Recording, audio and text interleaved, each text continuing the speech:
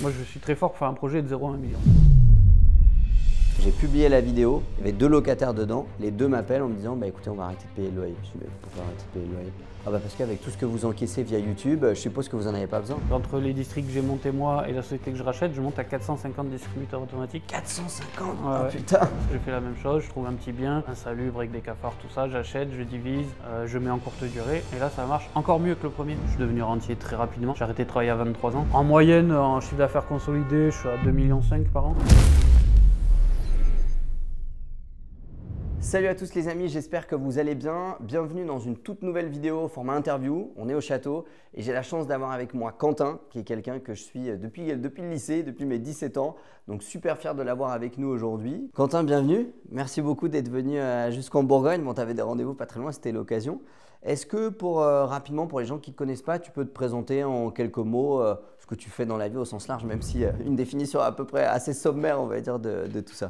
En quelques mots, j'étais monsieur tout le monde, j'avais un travail, un CDI. J'ai commencé à investir dans l'immobilier en 2015-2016 avec une stratégie assez différente du marché qui a très bien fonctionné. Je suis devenu rentier très rapidement.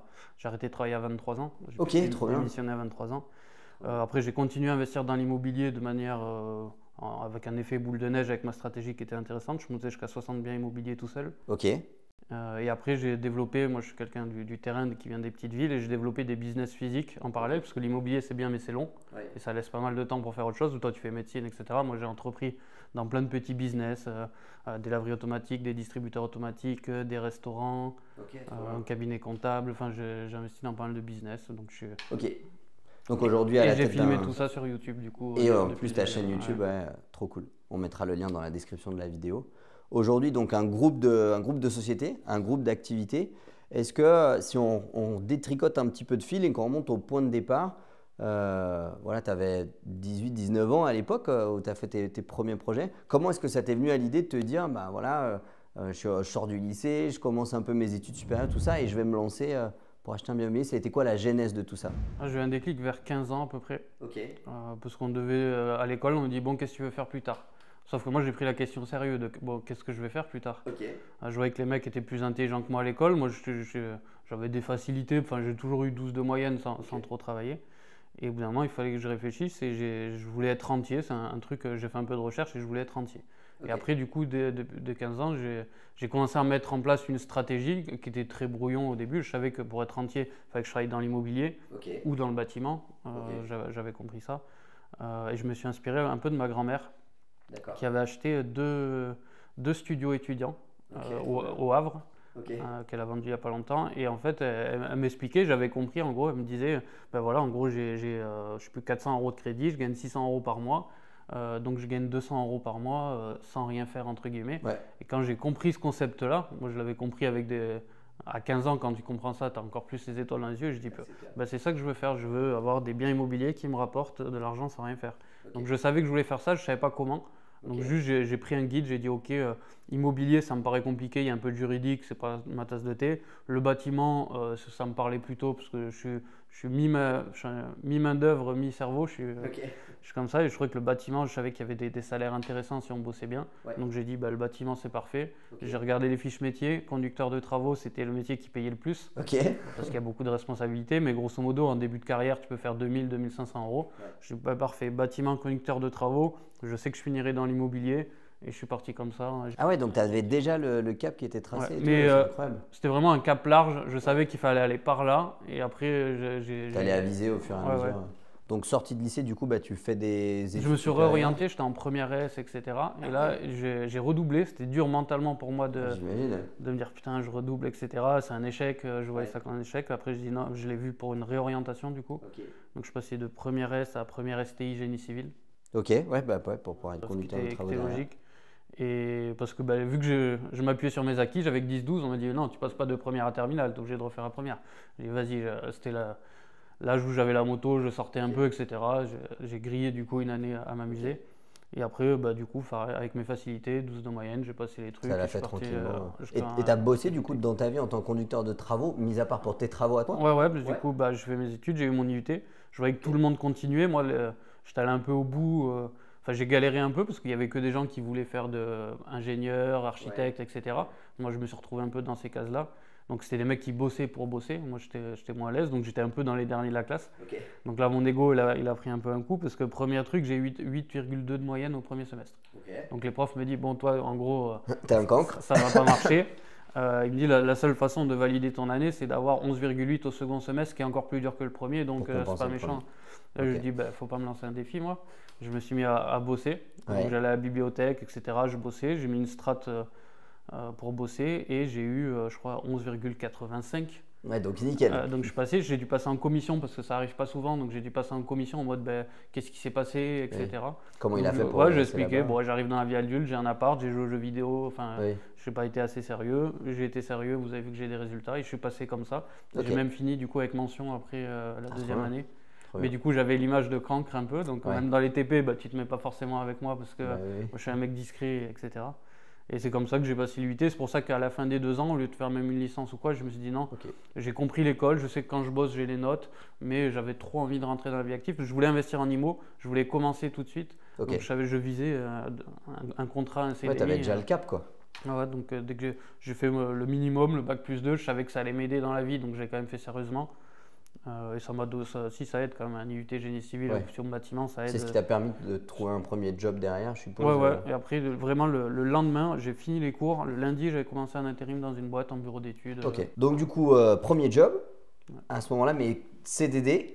Donc toi, tu voulais un CDI. Donc à ce moment-là, tu as fait CDD sur CDD, tu as démissionné, tu as fait autre chose. C'est ça. Premier job, en plus, c'était à 1h30 de chez moi. Je commençais à 7h du mat, etc. Donc j'ai bien vu que ça m'allait pas, mais c'était mon premier job. Après, j'ai eu la chance de trouver un autre CDD, cette fois sur 3 mois. Donc c'était plus intéressant, que j'ai réussi à prolonger sur 5-6 mois. Et après, du coup, je suis parti dans des bureaux d'études. Parce que jeune conducteur de travaux, c'est pas évident. Tu sors de l'école, tu as 20 ans, tu dois gérer un chantier. Enfin, moi, j'avais un décalage. Déjà, les mecs ne t'écoutent pas forcément, ce qui est normal parce que tu n'as pas d'expérience. Et j'avais un peu ce décalage-là. Et tout seul, je me suis dit, je suis pas légitime. Un peu le syndrome de l'imposteur. Du coup, je suis allé en intérim. Je suis allé bosser sur le chantier en tant que manœuvre. Pour comprendre comment ça marchait de l'intérieur, pour pouvoir mieux gérer un chantier derrière. Donc, je me suis dégradé tout seul, entre guillemets. Je suis parti en intérim. Faut être fort quand même. Et du coup, j'ai recommencé à bosser. Je me souviens, mon premier job, c'était feu rouge, feu vert. Le mec qui tient le panneau et qui fait feu rouge, feu vert. Pendant 2 semaines, j'ai fait ça. Après, du coup, vu que j'avais un diplôme, j'ai pu monter manœuvre et que je suis assez sérieux, etc. Donc, j'étais manœuvre à l'appel dans les fossés, dans les tranchées de gaz en centre-ville de Toulouse. Et comme ça, je suis remonté. Après, j'ai mieux compris du coup les chantiers. Du coup, je comprenais mieux ce que faisait ça. Puis, du coup, après, j'ai fait assistant conduc. Je suis reparti dans les bureaux d'études. Mais ça s'est refait dans l'autre sens, quoi. Tu as détricoté, entre guillemets. Mais pour, du coup, j'ai plus appris en 1 an d'intérim, grosso modo, que. En 2 ans d'études. Ouais, j'imagine. Ok, trop bien. Donc, à ce moment-là, tu fais ton premier investissement IMO. Du coup, je trouvais toujours pas de CDI. Donc pareil, j'ai fini par prendre finalement un travail en bureau d'études cette fois. Qui était moins bien payé parce qu'en intérim dans le bâtiment, assistant conduc, je montais à 2000 € quand même. Bon, il y avait pas parce que c'est de l'intérim, des choses comme ça. Mais du coup, j'ai pris un CDI à 1006 en bureau d'études. Parce que je savais que le CDI me permettait d'emprunter derrière. Donc tu réalises ton premier coup, tu commences par un garage, un appartement, une maison. Comment ça s'est fait? Le temps d'avoir mon CDI, j'ai pu écrire ma stratégie parce que du coup je regardais des vidéos, il n'y avait pas beaucoup de vidéos à l'époque. C'était en 2017? Non, même pas, en 2013-2014. Ah ouais, donc non, c'était il y a plus longtemps que ça. Donc il y avait les premières vidéos, etc. Donc je me nourrissais un peu des forums, de tout. Et je dis voilà, moi je veux être entier mais plus rapidement que tout le monde. J'aime bien m'inspirer des gens, mais j'aime bien faire mes propres concepts. Parce que je voulais être entier rapidement. Moi, voilà. Et du coup, j'ai écrit ma strat, j'ai pris le meilleur de chaque stratégie. J'ai dit sur le papier, voilà ma strat. Une chose que personne ne faisait à l'époque. Je dis si ça marche. C'est bizarre parce que techniquement, j'ai des rentas qui sont plus de l'ordre de 30-35%. Donc je me dis c'est un peu bizarre. Mais sur le papier, je ne vois pas pourquoi ça ne marcherait pas. Et de toute façon, moi j'ai toujours plan A, plan B, plan C. Donc si ça ne marchait pas, j'avais le plan B, j'avais le plan C. Donc pour moi, c'était ultra safe. Donc j'ai le CDI, je suis encore en période d'essai, je vais voir la banque. Je dis regardez, j'ai un bien, si tout va bien, je vais avoir 2500 € de cash flow. Elle me dit non, ça ne marche pas. Ça marche pas comme ça et tout. Donc je comprends, merde, les banques, ça ne se passe pas comme ça. Donc j'ai compris comment parler aux banques rapidement. Je dis ok, on oublie le projet, je comprends que ça vous brouille. Je dis je vais acheter une maison. Et là, c'est passé. Et c'est Ok. comme ça que j'ai eu mon premier bien. En résidence principale, du coup? Ouais. Ouais, en résidence principale. Ce qui était vrai parce que j'avais prévu d'habiter dedans le temps des travaux. Ok. Donc techniquement, c'est juste que j'allais changer finalement plus tard. Ok. Donc Et c'était pour faire de la courte durée, longue durée? Ouais, le plan A, j'avais compris que pour gagner très vite beaucoup, c'était le tout début de la courte durée. Tu en avais à Toulouse, Paris, les grandes villes. Ok. Moi, j'avais compris, je voulais tester. Pour moi, la courte durée, ça marchait partout. Ok. Parce que c'est le même marché que les hôtels. Donc faire la courte durée dans 100 000, 50 000, 10 000, ça marchait. Sauf que personne ne l'avait fait, donc j'avais aucune data. Donc j'ai pris ce risque-là. Je dis, bah voilà, moi je vais faire la courte durée dans les villes de 10 000 à 50 000 habitants. Ok, plutôt province, ouais. Ok. Et ça a marché. Et j'ai optimisé la stratégie, c'est que j'avais pas les moyens d'acheter un immeuble. Je gagnais 1006, je pouvais emprunter 120 000 Ouais, à l'époque. Et du coup, j'avais pas les moyens. Donc j'ai dit, ok, comment je peux avoir, parce que je veux pas acheter juste un appart. Ouais. Moi je voulais un immeuble. Du coup, j'ai dit, comment je peux avoir un immeuble? J'ai pris une vieille maison délabrée que j'ai divisée en 4 appartements. En faisant un suivi des travaux assez optimisé. Que tu as fait en partie toi-même? Le premier appart, pour bien tout apprendre avant de déléguer. Moi, je fais toujours avant de déléguer. Ok. Et du coup, c'est comme ça que j'ai fait. Maison de ville divisée dans des villes moins chères en attaquant de la courte durée. Je mettais toutes les chances de mon côté à ce que ça marche. Et ça a marché. Ce que j'avais prévu sur le papier, c'est passé exactement comme ça. Avec des difficultés de gestion de chantier, parce que c'était mon premier chantier, on rêve un peu. Mais qui était compensé par une hargne et du travail. Ok. En termes de chiffres, grosso modo, ce premier projet, tu gagnais 1006 en CDI à l'époque. Combien ça t'a permis de gagner en plus si on fait une moyenne lycée sur l'année? J'avais 534 € de crédit de mémoire. Ok. Donc je les ai fait au fur et à mesure. J'ai fait le premier appart, j'ai habité dedans. Après, je fais le deuxième, le troisième. Ok. À la fin, il y avait 4 appartements qui tournaient en courte durée du coup. Ok. Qui généraient 4500, 4200, je ne me rappelle plus exactement. De chiffre d'affaires. Ouais. Donc moins tes charges. Mais c'est moi qui faisais le ménage, entrée, sortie, tout ça. À l'époque, il n'y avait pas de conciergerie. Ouais, bah oui. C'est moi, je rentrais le midi, je faisais le ménage. À 17h, je faisais rentrer les gens parce que je travaillais toujours en parallèle. Ok. Je travaillais tous les soirs sur le chantier, tous les midis, tous les week-ends. Et du coup, je gagnais en net, j'avais à peu près 2500 € sur cet immeuble. Alors que je gagnais 1006. Et du coup, mais je réinvestissais tout ce que je gagnais, donc j'ai pas dit ah ça y est, je suis rentier, j'ai arrêté. Ouais, parce que tu avais besoin pour financer les travaux derrière et tout ça. Je me servais pour finir parce que j'avais un peu sous-estimé les travaux forcément. Donc je me suis servi de ça et j'ai quand même continué. Du coup, après, je me suis dit tiens, j'ai peut-être eu de la chance, toujours syndrome de l'imposteur un peu. Je vais recommencer exactement pareil. Je prends une autre maison, je suis meilleur en égo, meilleur en travaux, tout ça. Donc j'ai recommencé à 100 mètres. Exactement la même rue strat. quasiment. J'y allais à pied, c'était vraiment juste à côté et j'ai fait exactement la même strat et ça a marché exactement pareil. Et aussi bien. J'ai mis plus d'apports et j'ai mieux négocié. Donc j'avais 270 € de crédit pour 2007 de rentrée. Ah putain, très propre. Donc là, je gagnais quasiment 5000 € par mois. Bah ouais. Et c'est à ce moment-là où tu t'es dit, bon allez, j'arrête mon job. Moi, c'est le job qui s'est mal passé finalement et qu'au bout d'un moment, moi ça me dérange pas de bosser, j'aime bien bosser. Mais la boîte où je bossais du coup s'est fait racheter. D'accord. Donc je faisais partie de l'équipe qui a été reprise. Ok. Donc déjà 1 heure de route tous les matins, tous les soirs en plus. Bon à la limite, je pouvais moins faire les travaux le matin, le soir et moins gérer mon Airbnb. Du coup c'est ma copine qui le gérait, donc ça, on faisait comme ça. Et au bout d'un moment ça se passait mal, j'arrivais plus à récupérer mon poste parce qu'il y avait un double poste forcément sur mon poste. Bien sûr. Et j'ai dit moi c'est pas méchant mais je gagne 5000 à côté. Là en plus il va me baisser mon salaire, ils n'avaient pas trop le droit, je suis tombé à 1005. D'accord. Donc là au bout d'un moment il y a tout qui s'est aligné pour dire t'aimes bien bosser, t'aimes bien le travail bien fait, mais là c'est con de rester quoi. Je suis bloqué dans tous les sens, je gagne 10 fois plus à côté. Et je me rappelle d'être allé voir du coup le patron pour dire je démissionne. C'était le plus gros stress de ma vie. J'ai mis un mois dans ma tête à me dire putain je vais aller le voir, je démissionne. Je suis bizarre, j'ai 22, 23 ans, je vais démissionner. Et je me rappelle c'est le 23 décembre. J'y vais, je dis j'arrête. Avant Noël, enfin, je reviens pas après les vacances quoi. Je dis là il reste 2 jours, on se débrouille, mais en gros je reviens pas, j'arrête, etc. Et j'avais vraiment envie de le faire symboliquement pour ça couper l'année, etc. Tu avais déjà ta compagne à l'époque? Ouais. Elle en pensait quoi de tout ça du coup, je suppose moi toujours, au début elle m'a laissé faire. Vraiment, moi je la laissais faire son job, elle me faisait confiance, elle me laissait faire, elle m'a aidé sur les travaux, etc. quand elle pouvait. Mais elle m'a laissé la liberté d'eux. Elle n'était pas là à me pousser, vas-y, fais-le. Mais elle n'était pas là à me dire non, fais-le pas. Moi, j'avais juste besoin qu'on me laisse faire ce que j'avais à faire. Et j'étais très heureux parce qu'elle m'aidait, elle me laissait faire. Et voilà. Quand tu lui as dit je vais démissionner, elle ne s'est pas dit il est taré. Non, parce que vous voyez ce que je rentrais à côté. Rentrais à côté, elle comprenait 1 heure de route, etc. Donc elle a compris, elle me dit. Mais c'était plus une décision, je ne me rappelle même plus, tu vois, lui en avoir parlé. On a dû en parler, mais. C'est plus dans ma tête que vraiment ça m'avait travaillé de ouf. Et de dire ça y est, je démissionne et je passe officiellement rentier avec 5000 € par mois. Donc à 23 ans, rentier à 5 000 € par mois, quoi, grosso Ouais. modo. Ok, trop bien. Bon, super parcours. On continue un peu le fil. Après, je suppose que tu en as fait d'autres. Tu t'es dit, ça marche bien, je vais pas m'arrêter là. Je savais qu'en démissionnant, j'aurais du mal à emprunter. C'est pour ça que j'avais fait le deuxième quand même avant. Ouais. Mais moi, j'aime bien le défi, du coup. Toujours syndrome de l'imposteur. J'ai dit, ok, j'ai validé dans ma ville, je sais le faire. 2 fois. Est-ce que maintenant, je peux le faire la même chose dans une autre ville? Ok. Donc, je pris une ville que je connaissais à 30 minutes. Ok. Et vraiment, scolairement, j'ai fait la même chose. Je trouve un petit bien, insalubre avec des cafards, tout ça. J'achète, je divise, je mets en courte durée. Et là, ça marche encore mieux que le premier. Ok. Donc, je veux dire, ouais, en fait, limite, j'avais même pas la bonne ville. J'ai pris une ville plus intéressante. Ok. Et je pouvais plus trop emprunter. Ce que j'ai fait, c'est que j'ai cherché des biens bien moins chers. Ok. Là, j'avais acheté 40 000 €. Ah ouais, ok. Une petite coup, maison? Ouais, une maison pourrie, insalubre dans une Ouais. petite ville. Donc, c'est le prix que ça vaut. Une verrue, quoi. Ouais. Et du coup, j'avais emprunté avec ma compagne. On venait de monter notre premier magasin physique. Ok. Qui était un magasin de quoi? C'était un cash center. Un cash center. Comme les cash converteurs, dépôt-vente occasion. Comme Easy Cash un peu? Ouais, c'est ça. Que j'avais monté moi-même tout seul en partant de zéro. Donc avec les fonds que l'immobilier t'ont rapporté? Ouais, mais avec très peu de fonds. Moi, je suis très fort pour faire beaucoup avec très peu. On a eu 4 000 €, on a ouvert le magasin. Ah ouais? On l'a ouvert sous le concept du dépôt-vente.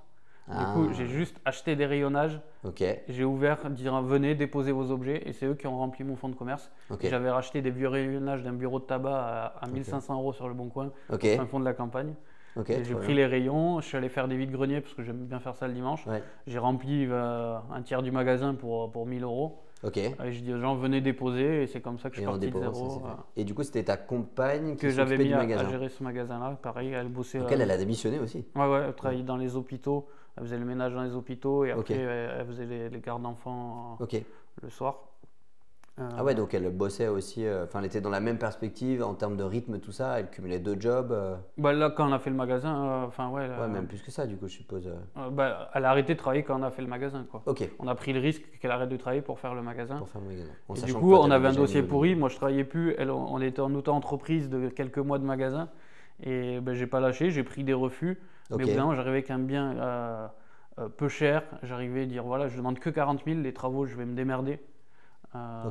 Et il y a une banquière qui a dit ok, moi j'y crois. J'ai utilisé un peu la technique de l'ARP en disant c'est pas un investissement, je veux juste déménager, mais regardez, je vais mettre à louer ma RP actuelle. Et du coup, on a réussi à le vendre comme ça sur un petit montant avec un banquier qui comprend, c'est passé. Ok. Et donc c'était ton troisième deal. Troisième deal. Troisième deal. Ok, donc le magasin continue de bien fonctionner. Au final, ça marche aussi bien que ce que tu avais imaginé. De quoi lui sortir un SMIC. De quoi lui sortir un SMIC quand même. Et du coup, moi ça m'a éclaté parce que tous les week-ends j'avais une strat, c'est que je faisais les vides-greniers, je savais ce qui se vendait. Donc j'étais le premier dépositaire du magasin où j'achetais en vide-grenier 1 €, je déposais en magasin. Et là, ça m'a appris le sens du business, du commerce plutôt. Du commerce, de la vente. Parce que moi je suis très réservé, là ça m'a forcé à négocier, à réfléchir, etc. Et pareil, j'ai mis des strats, j'ai mis des vidéos YouTube là-dessus, j'ai fait des énormes coups où j'achetais certains objets que je savais que je pouvais revendre 10 fois plus cher. Ok. Les exemples. T'as un exemple en tête d'un truc j'aime bien les schtroumpfs. J'ai acheté des vieux schtroumpfs que tu trouvais. De jardin non, vraiment des figurines schtroumpfs que tu avais dans les magazines mais qui dataient des années 80. Ok. Que moi j'achetais 1 € en vide-grenier. Donc j'achetais des lots. À 20 €, je t'achetais un lot de 50 schtroumpfs que je refaisais 5 € pièce. Ah ouais. Donc j'achetais 20 €, je revendais 150. Et ça partait. Ouais. Mais sur 2-3 mois, mais moi j'avais le temps, j'avais le magasin. Et le meilleur coup que j'ai fait, c'est avec des pièces de monnaie. J'achetais des sacs entiers, des sacs de pièces. 30 on voit les papy mamie sur les 30 kilos d'anciennes pièces de monnaie. J'avais payé ça 200 et quelques euros. Et moi, je les revendais à 1 € la pièce. Sauf qu'il y avait genre 10-12 000 pièces. J'ai mis vachement de temps à les revendre, je les vendais en lot, etc. Mais j'ai réussi à en écouler pas mal. Après, je fais ça avec les cartes Pokémon. J'achetais des énormes lots. J'étais le premier à l'époque à faire des petits boosters que je reconstituais moi-même avec une rare, etc. Donc pareil, je faisais du x5. Enfin, j'ai fait du x5, x10, x100 sur pas mal d'objets. Et ça m'a appris parce que je suis assez innovateur dans les offres. Donc, et donc ça m'a beaucoup appris sur le commerce cette période-là. J'imagine. Et je continuais en même temps de faire le tour des agences parce que du coup, je travaillais plus. Et du coup, j'ai appris à faire mon réseau d'agences. Tous les jours, j'allais boire le café avec des agents, je visitais des biens. Donc au début, ils ne me prenaient pas au sérieux parce que je disais, j'ai pas de budget. Vu que j'avais pas de CDI, pour moi, je ne pouvais pas acheter. Je leur disais, j'achète tout. Qu'est-ce que vous avez à moins de 50 000 ? Donc je visitais tous les biens pourris, ils me prenaient pour un pauvre en gros. Il n'y avait que 2-3 agents IMO qui avaient compris que j'étais un peu sérieux. Et à force, j'ai fait plusieurs coups entre 10 et 50 000 €. Certains que j'ai revendus, certains que j'ai rénovés. jusqu'à récupérer une capacité d'emprunt un peu plus tard. Un petit peu plus tard, ok. Tu disais tout à l'heure que tu es monté jusqu'à 60 biens immobiliers. C'était que de la location courte durée principalement? Non, j'ai switché un peu. Ok. Je dois avoir une trentaine en courte durée. Que tu as acheté un par un? À coût d'immeuble. À coût d'immeuble après, ouais, ok. Des immeubles de 2 à 4 lots, donc c'est des petits immeubles. Et après, j'ai mis un peu de longue durée pour stabiliser, parce que j'aime pas le risque. Donc, au bout d'un moment, je mettais toujours un peu de logement étudiant. J'ai pas mal sécurisé comme ça. Ok. Et après, trop de biens en courte durée, c'est un peu épuisant à la fin. Donc, surtout quand tu gères toi. Voilà, donc je montais beaucoup en nombre de lots. Et aujourd'hui, j'ai un peu la strate inverse où je vends tous les petits lots et je rachète des plus gros lots. Moins de gestion. C'est ça. Aujourd'hui, je suis plus dans les locaux commerciaux maintenant. Ok. Donc je vends tous les petits lots, après j'ai vendu mes petits immeubles, aujourd'hui j'achète plus des très gros locaux. Ok. Donc là je dois être quoi, 30, 40 biens à peu près en ce moment. Ok. Mais je gagne plus qu'avant. Ben oui, parce que c'est des plus gros du coup. Donc là moins j'ai de lots et plus je gagne, mais le ticket d'entrée est plus gros, donc c'est normal. Du coup j'ai profité, j'ai fait des belles plus-values. J'ai compris le marché. Moi je vends quand le marché est au top, quand je suis au top. C'est dur à faire parce que mentalement tu n'as pas envie de vendre quand ça rapporte. Il faut que les planètes soient alignées quoi. C'est ça. Moi j'attends pas que ça aille mal. Dès que ça va très bien, je vends. Et du coup j'ai fait des belles plus-values. Donc là en ce moment par exemple tu vends pas? Moi je suis vendeur de tout. Moi aujourd'hui quelqu'un arrive veut m'acheter un immeuble, je suis ouvert. Tu vends. Tu es ouvert à la discussion. Rien n'est à vendre mais tout est à vendre. Mais tout est à vendre, ok. Comme tout bon commerçant. Ok, donc premier business physique c'était donc le magasin. Après le deuxième, la deuxième idée, deuxième projet qui t'est venu.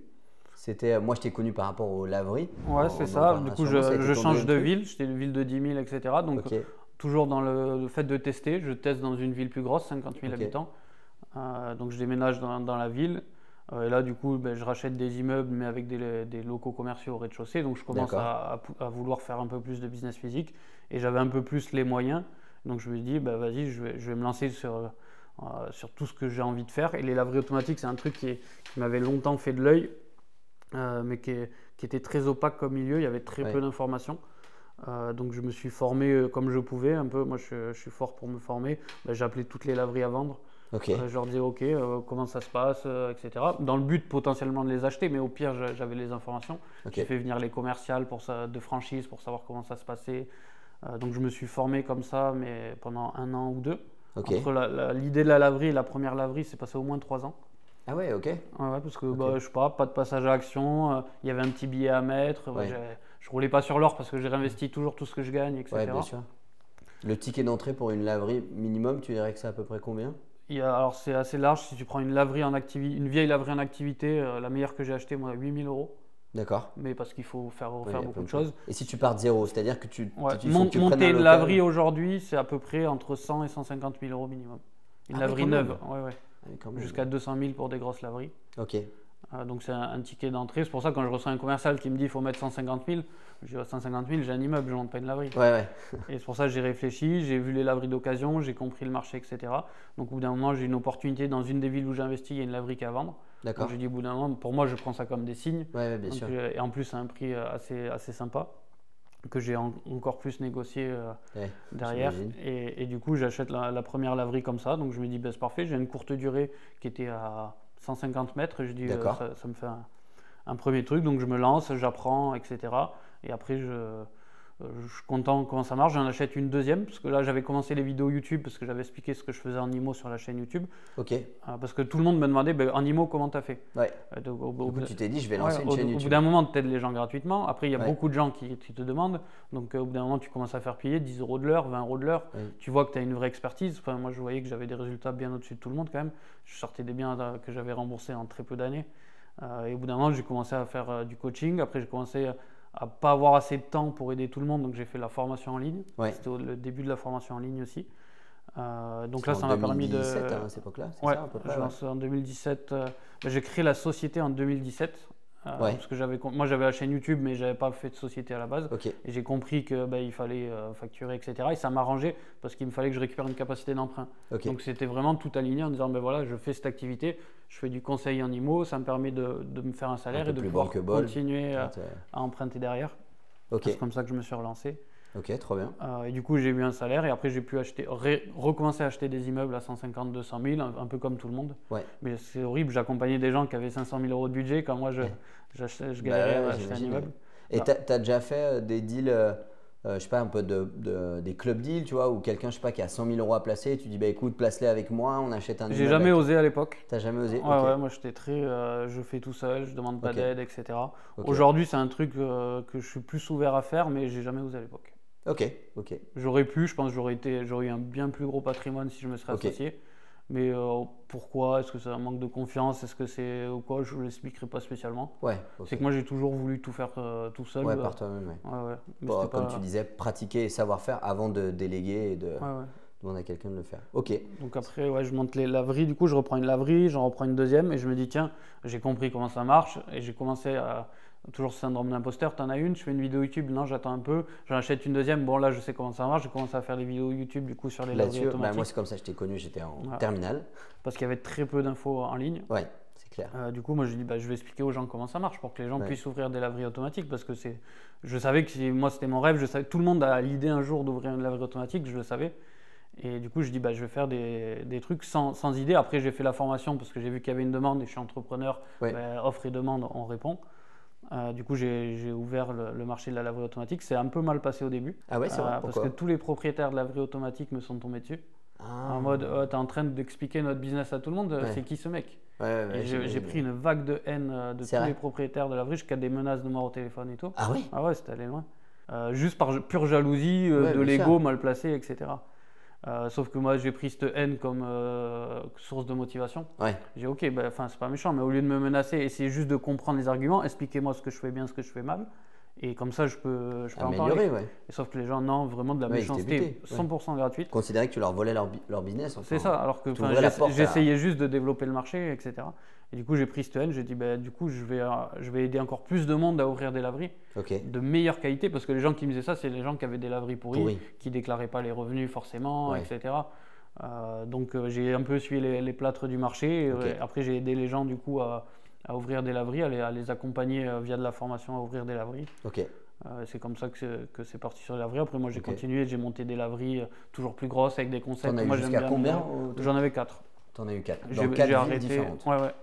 J'aurais pu en avoir plus, etc. Des villes d'ailleurs, plutôt 10-50 000 toujours. Entre 10 toujours en même strat. Donc c'est des villes pour moi, c'est des villages pour certains. Si jamais tu devais donner comme ça, les 4 tips, 4 conseils essentiels pour monter une laverie, les premiers trucs qui te viennent à l'esprit. Emplacement. Emplacement du coup centre-ville, emplacement. Il y a plusieurs strates. Il y a les laveries de centre-ville, les laveries dans les zones commerciales. Ah oui, les zones commerciales. Plus cher. Plus gros loyer, plus cher à monter, mais plus rentable. Plus rentable. Parce que tu profites du parking, d'un passage de 3 millions de personnes avec un parking, etc. Et sinon, centre-ville, tu profites des gens qui habitent en centre-ville. C'est ça. Donc, c'est pas la même clientèle. Là, tu poses ta couette, tu vas faire tes courses, etc. Et le centre-ville, c'est les gens qui habitent pas loin, etc. Mais moins cher, plus abordable. Donc, je conseille de commencer par ces laveries-là. Donc, c'est emplacement, endroit ultra propre. Les gens jugent, tu laves ton linge, il faut que l'endroit soit propre. Donc le côté hygiène. C'est normal, on vend de l'hygiène, donc il faut être bon. Donc emplacement propre et on vend il faut le voir comme un business en fait. C'est un business automatique, mais il faut le voir comme un business. D'accord. C'est un commerce que tu dois entretenir, que tu dois nettoyer régulièrement, tu dois faire de la communication. Les gens pensent que tu ouvres ta laverie et merci, au revoir. J'ai déjà fait le test sur une de mes laveries. C'est un commerce. Sur 2 laveries, j'ai ouvert les 2 à quelques mois d'intervalle. Il y en a une où j'ai fait de la com, je suis passé au journal, radio, flyer, j'ai fait la totale. En 2 mois, je suis arrivé à 3 500 € de chiffre d'affaires. Après, ça a continué à monter. Et l'autre laverie, exactement la même, vraiment tout pareil, sauf que là, je fais la laverie, je finis les travaux, j'ouvre la porte et je m'en vais. D'accord. Vraiment, je lâche le projet dans le coin. J'ai mis 2 ans à atteindre le 3 500 €. Ah ouais. Mais c'est 100% ma faute. Parce que je l'ai fait sur toutes les autres laveries, j'ai réussi à hacker le truc, j'ai aidé les gens, je leur expliquais comment hacker la croissance, etc. Ça marchait et je ne l'avais pas fait sur une de mes laveries. Donc c'est vraiment un business, comme une boulangerie, comme n'importe quel métier. Si tu le prends comme un business, tu auras des vrais résultats. Si tu le traites mal, tu auras des petits résultats. J'avais vu une vidéo à l'époque, alors je crois que c'est une des plus vues de ta chaîne YouTube, où tu fais, je ne sais plus comment tu as appelé ça, mais la relève en gros des tickets de la laverie. La récolte. La récolte, voilà, c'est ça. Et j'avais cru comprendre aussi que dans tes laveries, tu ne mettais pas forcément que des laveries, tu mettais aussi des distributeurs automatiques. Après, moi j'aime bien retravailler. Comme j'ai fait un IMO, j'aime bien retravailler un peu le concept avant de faire un business. Donc là, je dis ok, une laverie automatique, c'est comment, ça marche comment je peux améliorer ce vieux concept, comment je peux rendre plus de services aux gens en fait. Donc j'ai testé, j'ai ajouté des distributeurs automatiques, j'ai ajouté des lockers. J'étais le premier à mettre des lockers dans les laveries. Aujourd'hui, c'est courant, mais moi, j'étais le premier à l'époque. J'ai mis des photomatons, des distributeurs de jouets, des manèges pour enfants. J'en ai fait un peu mon labo. Et ça vaut le coup? J'ai tout testé. Certains trucs, ça dépend du chiffre d'affaires que fait ta laverie. Dans une petite ville, ça vaut moins le coup. Dans une grosse ville, ça vaut le coup. Ça peut valoir le coup d'avoir des produits annexes, on pourrait appeler ça des upsells. Parce que c'est comme un commerce, les lockers, c'est comme les bureaux de tabac, ça fait venir du monde chez toi, donc ils ne consomment pas. Bon, déjà, les lockers te versent un loyer.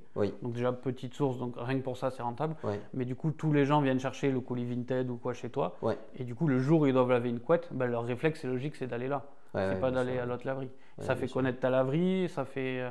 tu as le café, donc tu prends le colis Vinted, tu as ton gosse, il fait un coup de manège ou tu prends un café, etc. Ça contribue à faire monter ta laverie et du coup, tu as le revenu du distri, le revenu du colis, en plus du revenu de la laverie. Bien sûr. Donc même si techniquement, j'aurais pu être à l'équilibre sur la laverie, tout le reste faisait que j'étais rentable. Sauf que moi, j'étais rentable sur la laverie et le reste, c'était du bonus. Enfin, à chaque fois, j'essaye d'améliorer le service. Je vois ça comme un vrai service aux gens. Si tu traites bien les gens, ils te le rendent assez facilement. Ok, trop bien. Donc tu montes petit à petit plusieurs laveries. Si on fait un peu un état des lieux à cette époque-là, on est en 2017. Le 2019, là, ça avance un peu parce que j'achète un peu. Si on fait un état des lieux de à peu près, tu es à combien de patrimoine, combien tu arrives à générer par mois? J'avais pas encore les 60 parce que je les ai achetés au fur et à mesure. Grosso merdo, pour que les gens se rendent compte. Avec l'IMO, je t'ai rapidement monté à 10-20 000 par mois, mais je réinvestissais. De cash flow? Je réinvestissais tout dans les futurs projets. Moi, j'ai toujours réinvesti en travaux, en apports, etc. Moi, je me versais 2 000 € par mois de salaire à l'époque, ce qui est toujours le cas aujourd'hui, et je vivais très bien là-dessus. Moi, je suis quelqu'un qui est en train de vivre. Toujours aujourd'hui, tu te verses 2 000 € par mois de salaire? Même moins maintenant. C'est vrai? C'est une volonté de ta part parce que tu n'as pas besoin de beaucoup? J'ai pas besoin de beaucoup. Moi, j'ai tout un peu optimisé. Après, tu as la voiture de fonction sur la boîte. J'ai voiture fonction, ordi de fonction, téléphone fonction. Enfin, j'ai pas besoin, à part les loyers, les courses, mais voilà. Moi, je me verse 2 000, ma copine 1 600. Ça nous fait 3 600 pour les charges courantes. C'est suffisant. Ça suffit. Donc 20 000 € avec l'IMO, plus les laveries à côté qui tournent. Au début, le temps de lancer, etc. La laverie, c'est vraiment au bout du 3-6e mois que tu commences à avoir du cash flow sur les laveries. C'est à la phase de lancement. Et après, je réinvestis tout ce que je gagne parce que tout cet argent, du coup, soit il sert d'apport aux laveries, soit il sert d'apport du coup à d'autres business. Après, j'ai poussé d'autres business. Donc on a fait l'IMO, ça fait déjà pas mal, mais tu as énormément persévéré. Les laveries. Le troisième, alors il y avait la chaîne YouTube et puis les accompagnements en même temps. J'ai toujours gardé le centre de formation. Et si on passe au quatrième maintenant? La suite logique, c'était les distris. Parce que dans mes laveries, j'avais besoin de distributeurs. Donc là, j'ai appris par la force des choses le monde de la distribution automatique. Après, j'ai acheté des distris que j'ai placés à des endroits, chez des gens, etc. Donc tu les achetais, tu les louais pas? Non, je les achetais, Tu les achetais et tu les plaçais dans un endroit stratégique. J'ai vu que tu en as placé un dans un McDonald's. Ça c'est après, du coup, moi j'ai monté, j'avais une vingtaine de distris. Et là, c'est la première fois que je rachète une société, je rachète le fonds de commerce d'une société qui fait des distributeurs.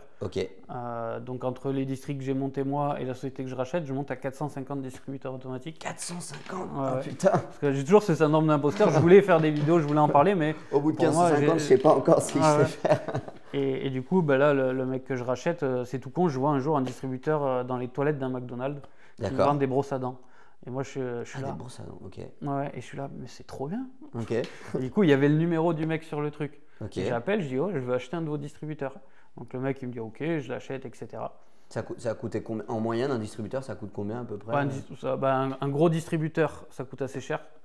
Neuf, c'est entre 5 et 10 000 €. Ah, quand même, c'est assez cher. Là, je sors d'un fournisseur la semaine dernière. Un joli neuf, c'est 12 000 €. Ah oui, quand même. D'occasion, tu es entre 2 et 5 000. Donc, c'est déjà plus accessible. Et justement, c'est pour ça que les distributeurs de brosses à dents ou les distributeurs de préservatifs, tous ces petits trucs, là, tu es entre 200 et 500 €. Donc, c'est déjà plus facile pour commencer dans ce cas-là. Donc quelqu'un qui ne s'est jamais lancé dans le business et qui dit putain mais ça c'est une idée de génie de commencer par peut-être 1 ou 2 distributeurs avec un pot de départ je sais pas de 2000 €. Ça peut être un bon point de départ, tu penses? Moi, je conseille le district de brosse à dents, c'est le produit le plus ludique. Moi, j'en ai fait un produit ludique, mais ça n'était pas. Mais je trouve que c'est pour commencer, pour tester le business model. Moi, aujourd'hui, j'ai un site où je les revends. Je les vends 250 € en moyenne. D'accord. Donc, pour 250 €, tu prends un district, tu le places. Donc, tu vois comment tu le places, comment tu négocies l'emplacement, de passer régulièrement faire la récolte. C'est très formateur de commencer par ce type de district avant de tout de suite attaquer avec un gros district de snack. Parce qu'il y a la distribution, c'est un peu comme les laveries, c'est automatique, oui et non. Tu es toujours obligé de passer derrière. Il faut passer quoi? 1 fois par semaine? 2 fois par semaine? Les districts de snack café, c'est au moins 1 à 2 fois par semaine. Donc c'est pour ça que j'appelle ça semi-automatique. Les districts de brosse à dents, c'était 1 fois par mois, tous les 2-3 mois. Donc ça, c'était vraiment plus automatique. Brosse à dents, préservatif, ce genre de trucs. Voilà, parce que tu as des grosses réserves. Moi, j'ai acheté des districts avec des grosses capacités, j'en mettais 150-200. Donc tu passais quand tu voulais, quoi. Ou au pire, on t'appelait quand c'était vide. Et du coup, je rachète la croissance, j'en ai beaucoup, je teste le marché. Après, du coup, je fais des vidéos. Dans des petites villes? Dans toutes les villes, mais plutôt dans. Principalement 10-50 comme pour les laveries. J'ai toujours investi, moi j'avais ce que j'appelle un triangle à 1 heure de chez moi. Et j'ai toujours investi tout à moins d'1 heure de chez moi parce que j'avais fait des tests et pour moi, n'importe quel business, IMO ou pas, le fait de le faire à moins d'1 heure de chez soi, indirectement, ça augmente la rentabilité. Ou c'est plutôt le fait d'investir très loin qui a des risques de baisser la rentabilité. Mais l'un et l'autre, j'ai toujours été gagnant à faire ça. Et que si on met du focus à chercher dans sa zone, on trouve toujours. Donc les districts montent petit à petit. En parallèle, tu as toujours les laveries. Tu fais toujours les accompagnements, plus l'IMO. Et à ce moment-là, à quel moment tu te dis c'est bon, je veux dire, je gagne 40 000 balles par mois de cash flow. Est-ce que je ne faisais pas ça pour l'argent parce que c'est le projet qui me motive à chaque fois. Je faisais pas ça pour gagner plus d'argent. L'argent, c'est pour mesurer, entre guillemets. C'est même le plaisir du jeu, tu dirais? Oui, parce que les districts, c'est pas le business, tu fais pas ça pour gagner de l'argent. C'est plus pour jouer à Picsou, au Monopoly, entre guillemets, parce que j'avais beaucoup de pièces, j'étais content. Mais voilà. Donc après, du coup, j'aide les gens à monter leur société de distributeur automatique, la suite logique. Et après, j'ai pris pas mal d'autres business. J'ai racheté du coup après des restaurants parce que j'avais envie d'avoir un restaurant, de tester. C'était un rêve de gamin de dire tu vas au resto, c'est gratuit, tu fais ta pizza, c'est gratuit. Alors, à quel moment, moi, c'est vrai que j'ai une énorme peur. J'ai toujours rêvé. En fait, je crois que ça a toujours été le rêve de mon papa qui m'a toujours dit moi, un jour, j'arrêterai de bosser et j'aurai une cabane à saumon et voilà, je vendrai mes planches de saumon et tout. Bon, il ne l'a jamais fait. On ne l'a jamais fait en l'occurrence. Et j'ai toujours eu peur de me dire ouais mais le personnel, oui mais il faut être sur place, oui mais il faut s'en occuper. Toi, qu'est-ce qui t'a permis de passer le pas et ce serait quoi ton feedback par rapport à la restauration? L'inconscience. L'inconscience. Non, moi je réfléchis un peu mais pas trop. Parce que c'était mon tort au début. Le jour où j'ai commencé à avancer, c'est le jour où j'ai arrêté de trop réfléchir. De dire on passe à l'action et on réglera les problèmes. Et c'est là que j'ai commencé vraiment à décoller. Je me suis fait confiance, etc. Donc là, la restauration, je savais qu'il fallait des salariés, j'en avais déjà géré quelques-uns. Mais là, j'en avais racheté 2 en même temps, donc j'avais repris 7-8 personnes en même temps. Donc 2 restaurants? En même temps. Une pizzeria, je crois. Pizzeria, fast-food asiatique. Et fast-food asiatique. C'était le lot, mais je dis vas-y. C'était le lot, c'était le même propriétaire? Le même propriétaire, je reprends les deux. Du coup, là, j'apprends tout sur le tas. Mais du coup, tu bosses dedans? Tu y vas? Non, là, il y avait les employés, donc moi, je fais le pilotage. C'est ça. Mais après, moi, j'ai un peu le syndrome où il y a un employé qui n'est pas là, c'est moi qui vais. Donc, plusieurs soirs, c'est moi qui faisais les pizzas. J'aimais bien ça. C'était un peu chronophage, je pense, quand même. Moi, je le faisais quand je voulais aussi. Je m'arrangeais, mais j'aimais bien le faire. Mais tu aimais bien le faire. Et ça rapportait? C'était pas le business qui rapportait le plus. Parce qu'on les avait repris pas cher parce qu'elles étaient légèrement en difficulté. Donc, il fallait les remonter. Donc, on a fait de la com, etc. Donc, des flyers, des offres. Je fais la pizza 1 kg. Enfin, je teste pas mal d'offres. Je m'amuse un petit peu. Donc, c'est un business. En plus, on arrive en plein Covid. Je le rachète, le Covid tombe. Après, je vois que la livraison emportée continue à marcher. Donc, je rebondis sur la livraison emportée. Donc, c'était pas catastrophique. Plus l'État qui a quand même bien aidé les restaurateurs. Donc, on a fini. On s'en sort. Mais je m'en sors où j'ai gagné quelques dizaines de milliers d'euros. Mais finalement, à moitié réinvesti. Donc, il n'y avait rien d'extraordinaire. Mais avec tous les employés. Et le problème d'employés pendant Covid, etc. J'ai pris 2 prud'hommes pendant cette période. Ah oui, c'est vrai? Donc, premier prud'homme, etc. Que j'ai gagné parce que c'était des prud'hommes à tort. Oui, c'était des conneries, quoi. Donc okay. ça t'a pas dégoûté, tu t'es pas dit… Si, la restauration, du coup, je me suis dit, bah, c'est cool, jamais, mais en fait, il faut être tout le temps derrière. Et moi, j'aime bien le côté automatique des business. Ouais, bien sûr. Donc, je me voyais mal développer en automatique, beaucoup de restaurants, etc. C'est un business où il faut être un peu derrière. Okay. Ou alors, j'avais peut-être pas assez d'expérience. Avec le recul, c'est un peu les deux. Il faut être derrière. Et aujourd'hui, ça me ferait moins peur d'y retourner. Mais à l'époque, je me dis non, c'est pas spécialement pour moi. Donc, par contre, je revends les fonds de commerce et je prends du plaisir à les acheter, à les revendre. J'ai revendu à des franchises, etc. Et après, à la fin, j'ai même acheté et revendu un fonds de commerce dans la foulée d'un autre restaurant. Et ça, je prenais plus de plaisir à faire ça, qui ressemblait plus à de l'IMO finalement. Ouais, qui fait penser à de l'IMO du coup. Ok. Donc restauration. Projet suivant. J'ai fait les trottinettes électriques. Les trottinettes électriques? Ah putain, je savais pas. C'était le début. Il y avait les trottinettes électriques en libre service dans les grandes villes. Ouais. Et moi, du coup, je dis, est-ce qu'on peut pas le faire dans les petites villes? Ok. Donc je cherche à le faire, ça coûte assez cher. Et au bout d'un moment, je trouve, il y a une société qui avait réussi, qui avait plus ou moins un accord. Et je dis, moi, je veux le faire. Ok. Donc on déploie 260 trottinettes électriques dans la ville. C'était la ville de Castres. À Castres, ok. Ouais, 50 000 habitants. Donc pareil, c'est la première fois qu'on mettait des trottinettes dans les villes moyennes. Donc on ne savait pas le retour que ça allait. Donc moi, j'aimais bien. Donc les gens payent par carte sur la trottinette, ils la louent pendant une durée. Et puis, ils la reposent à un endroit. Donc là, c'est pareil, on teste. Donc c'est moi qui… Moi, j'avais déjà un camion parce que je faisais des travaux, j'avais un camion. J'avais un dépôt. Parce que j'ai acheté de l'IMO, donc la condition, il fallait un camion, un dépôt, etc. Je dis, moi, vous inquiétez pas. J'ai un camion, j'ai un dépôt, j'ai ce qu'il faut. Et ça s'est fait très vite. Un mois plus tard, je me retrouve avec toutes les trottinettes à déployer en ville, qu'on fait nous au début. Donc c'est un travail de nuit. Donc tu les achètes dans ce cas-là, tu les loues. Je m'en suis bien sorti parce que c'était un pourcentage du chiffre d'affaires.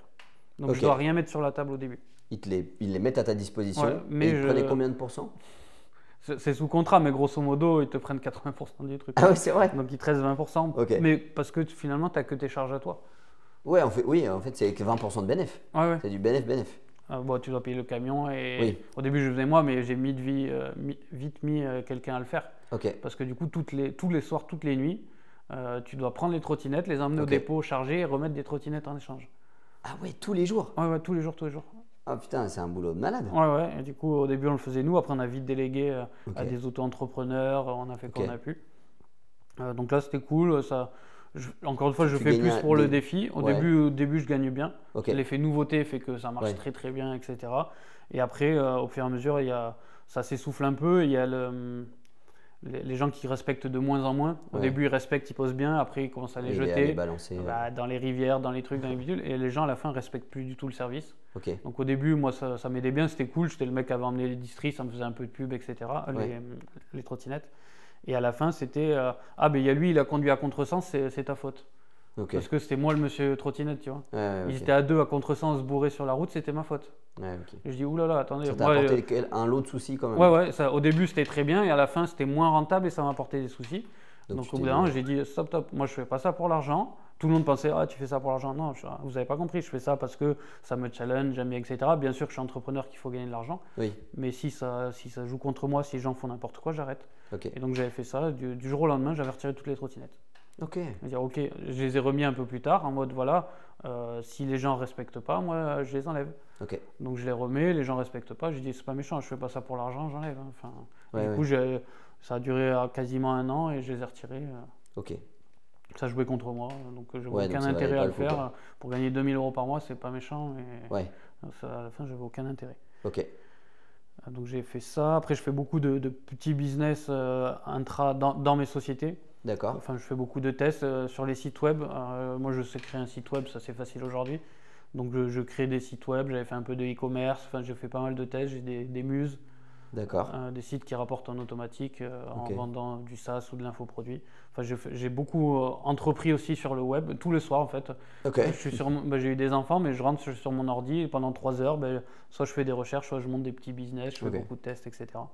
Mais c'était plus un labo, je gagnais de l'argent des fois j'en perdais pas, mais j'en gagnais pas. Donc j'ai beaucoup entrepris. Je me positionne comme mi-web, mi-physique un peu. Je sais faire pas mal physique. De la chaîne YouTube, de l'infoproduit, mais je sais faire aussi des business physiques. Je suis 50-50. 50-50. C'est juste qu'on ne voit pas ce que je gagne sur le web. C'est clair. Ok, donc les trottinettes. Après, il faudrait regarder sur la chaîne YouTube. Après, si je rachète l'église. Ah oui, ça j'avais vu la chaîne YouTube. Donc ça, c'était pour faire un logement insolite, c'est ça? Ouais, l'idée de… déjà, il y a une église qui tombe à vendre, je me dis, ouais, ça c'est rare. Et tu l'as trouvé comment? Elle est tombée dans ma ville à vendre. D'accord. Donc et sur le Bon Coin? Ouais. Et elle était à 300 mètres de chez moi, enfin de mes bureaux et de mon immeuble. Ok. Et donc je me dis, dans lequel tu un vivais, signe. dans lequel tu avais tes bureaux. Ouais. Okay. Donc je me dis, c'est un signe. J'ai une église qui tombe à 300 mètres de chez Elle est moi, pour à un moi. prix raisonnable. Je ne savais pas ce que je voulais en faire. J'avais fait un petit plan A, plan B, plan C. Mais tu t'es dit, acheter une église, c'est une il case à faut le cocher faire. dans sa vie. C'est ça. Donc elle était désacralisée, c'était tout ça. Parce que je savais que politiquement, moi je suis exposé un peu médiatiquement avec la chaîne YouTube, mais localement je passe souvent dans le journal, etc. Ah ouais, donc je savais que c'était un risque. C'est volontaire de ta part ou c'est une conséquence malgré toi? Non, c'est volontaire. C'est volontaire pour que tu sois un peu incontournable dans les affaires locales, quoi. Ouais, mais j'aime bien. Moi je fais ça pour les habitants de la ville. Quand je monte les trottinettes, c'est pas pour moi, c'est pour les gens. Ouais. Quand je monte un business, c'est pour rendre service, c'est pas pour moi. Enfin, oui. Les gens voient que c'est pour gagner de l'argent. Non, c'est parce que j'aime bien rendre service et je voulais développer la ville. Je trouvais ça intéressant. Ok. Donc je rachète l'église et au début je me dis évidemment ça fait la une de la presse. Voilà, et je savais que ça allait me faire. Le monsieur trottinette qui rachète l'église. C'est ça. Et ce qui était marrant, c'est que du coup je l'achète, je savais pas quoi en faire et au début je stocke les trottinettes toutes les nuits dans l'église. Je m'en sers de dépôt. Oh putain. Donc j'ai des photos ou quoi, j'ai 200 trottinettes en train de charger dans l'église. Trop bien. Et donc après il te vient l'idée d'en faire un logement? L'idée de 1, c'était d'en faire potentiellement un Airbnb, etc. Enfin, parce que je savais faire du Airbnb. Oui. Donc l'Airbnb insolite, c'était un de mes plans. Ça n'existait pas trop à l'époque. Ok. Deuxième plan, c'était de faire une salle de séminaire pour les entreprises parce qu'il y avait de la demande pour des grandes salles. C'est impressionnant, une église. Elle faisait combien de mètres carrés? Elle fait 300 mètres carrés. Ok. Et plus 300 mètres carrés en sous-sol. De cave? Ouais, mais aménageable. Ok. Problème, ils avaient vendu toutes les annexes, etc. Donc j'avais vraiment le nerf de l'église, grosso modo. J'ai pas beaucoup de bâtiments autour. Okay. Et donc je dis tiens, je vais faire une salle de séminaire. Donc je commence à faire les demandes de permis. C'est moi qui fais tout le temps. Et là je vois que ça passe pas parce que pour recevoir 200 personnes, une église c'est pas adapté. J'ai pas d'issue de secours, j'ai une seule issue. Ah oui. Avec des escaliers, etc. Donc j'essaye tous les trucs mais ça passe pas. Et du coup je me dis, là j'avais commencé à avoir l'idée du complexe de loisirs parce que j'avais repéré un bâtiment. Et j'avais l'idée dans mon complexe de faire un escape game. D'accord. Là, je me dis, tiens, l'escape game dans un lieu, je dois investir dans des décors. Là, j'ai un décor naturel. Là, j'ai dit, viens, je teste de faire un escape game dans cette église. Ouais.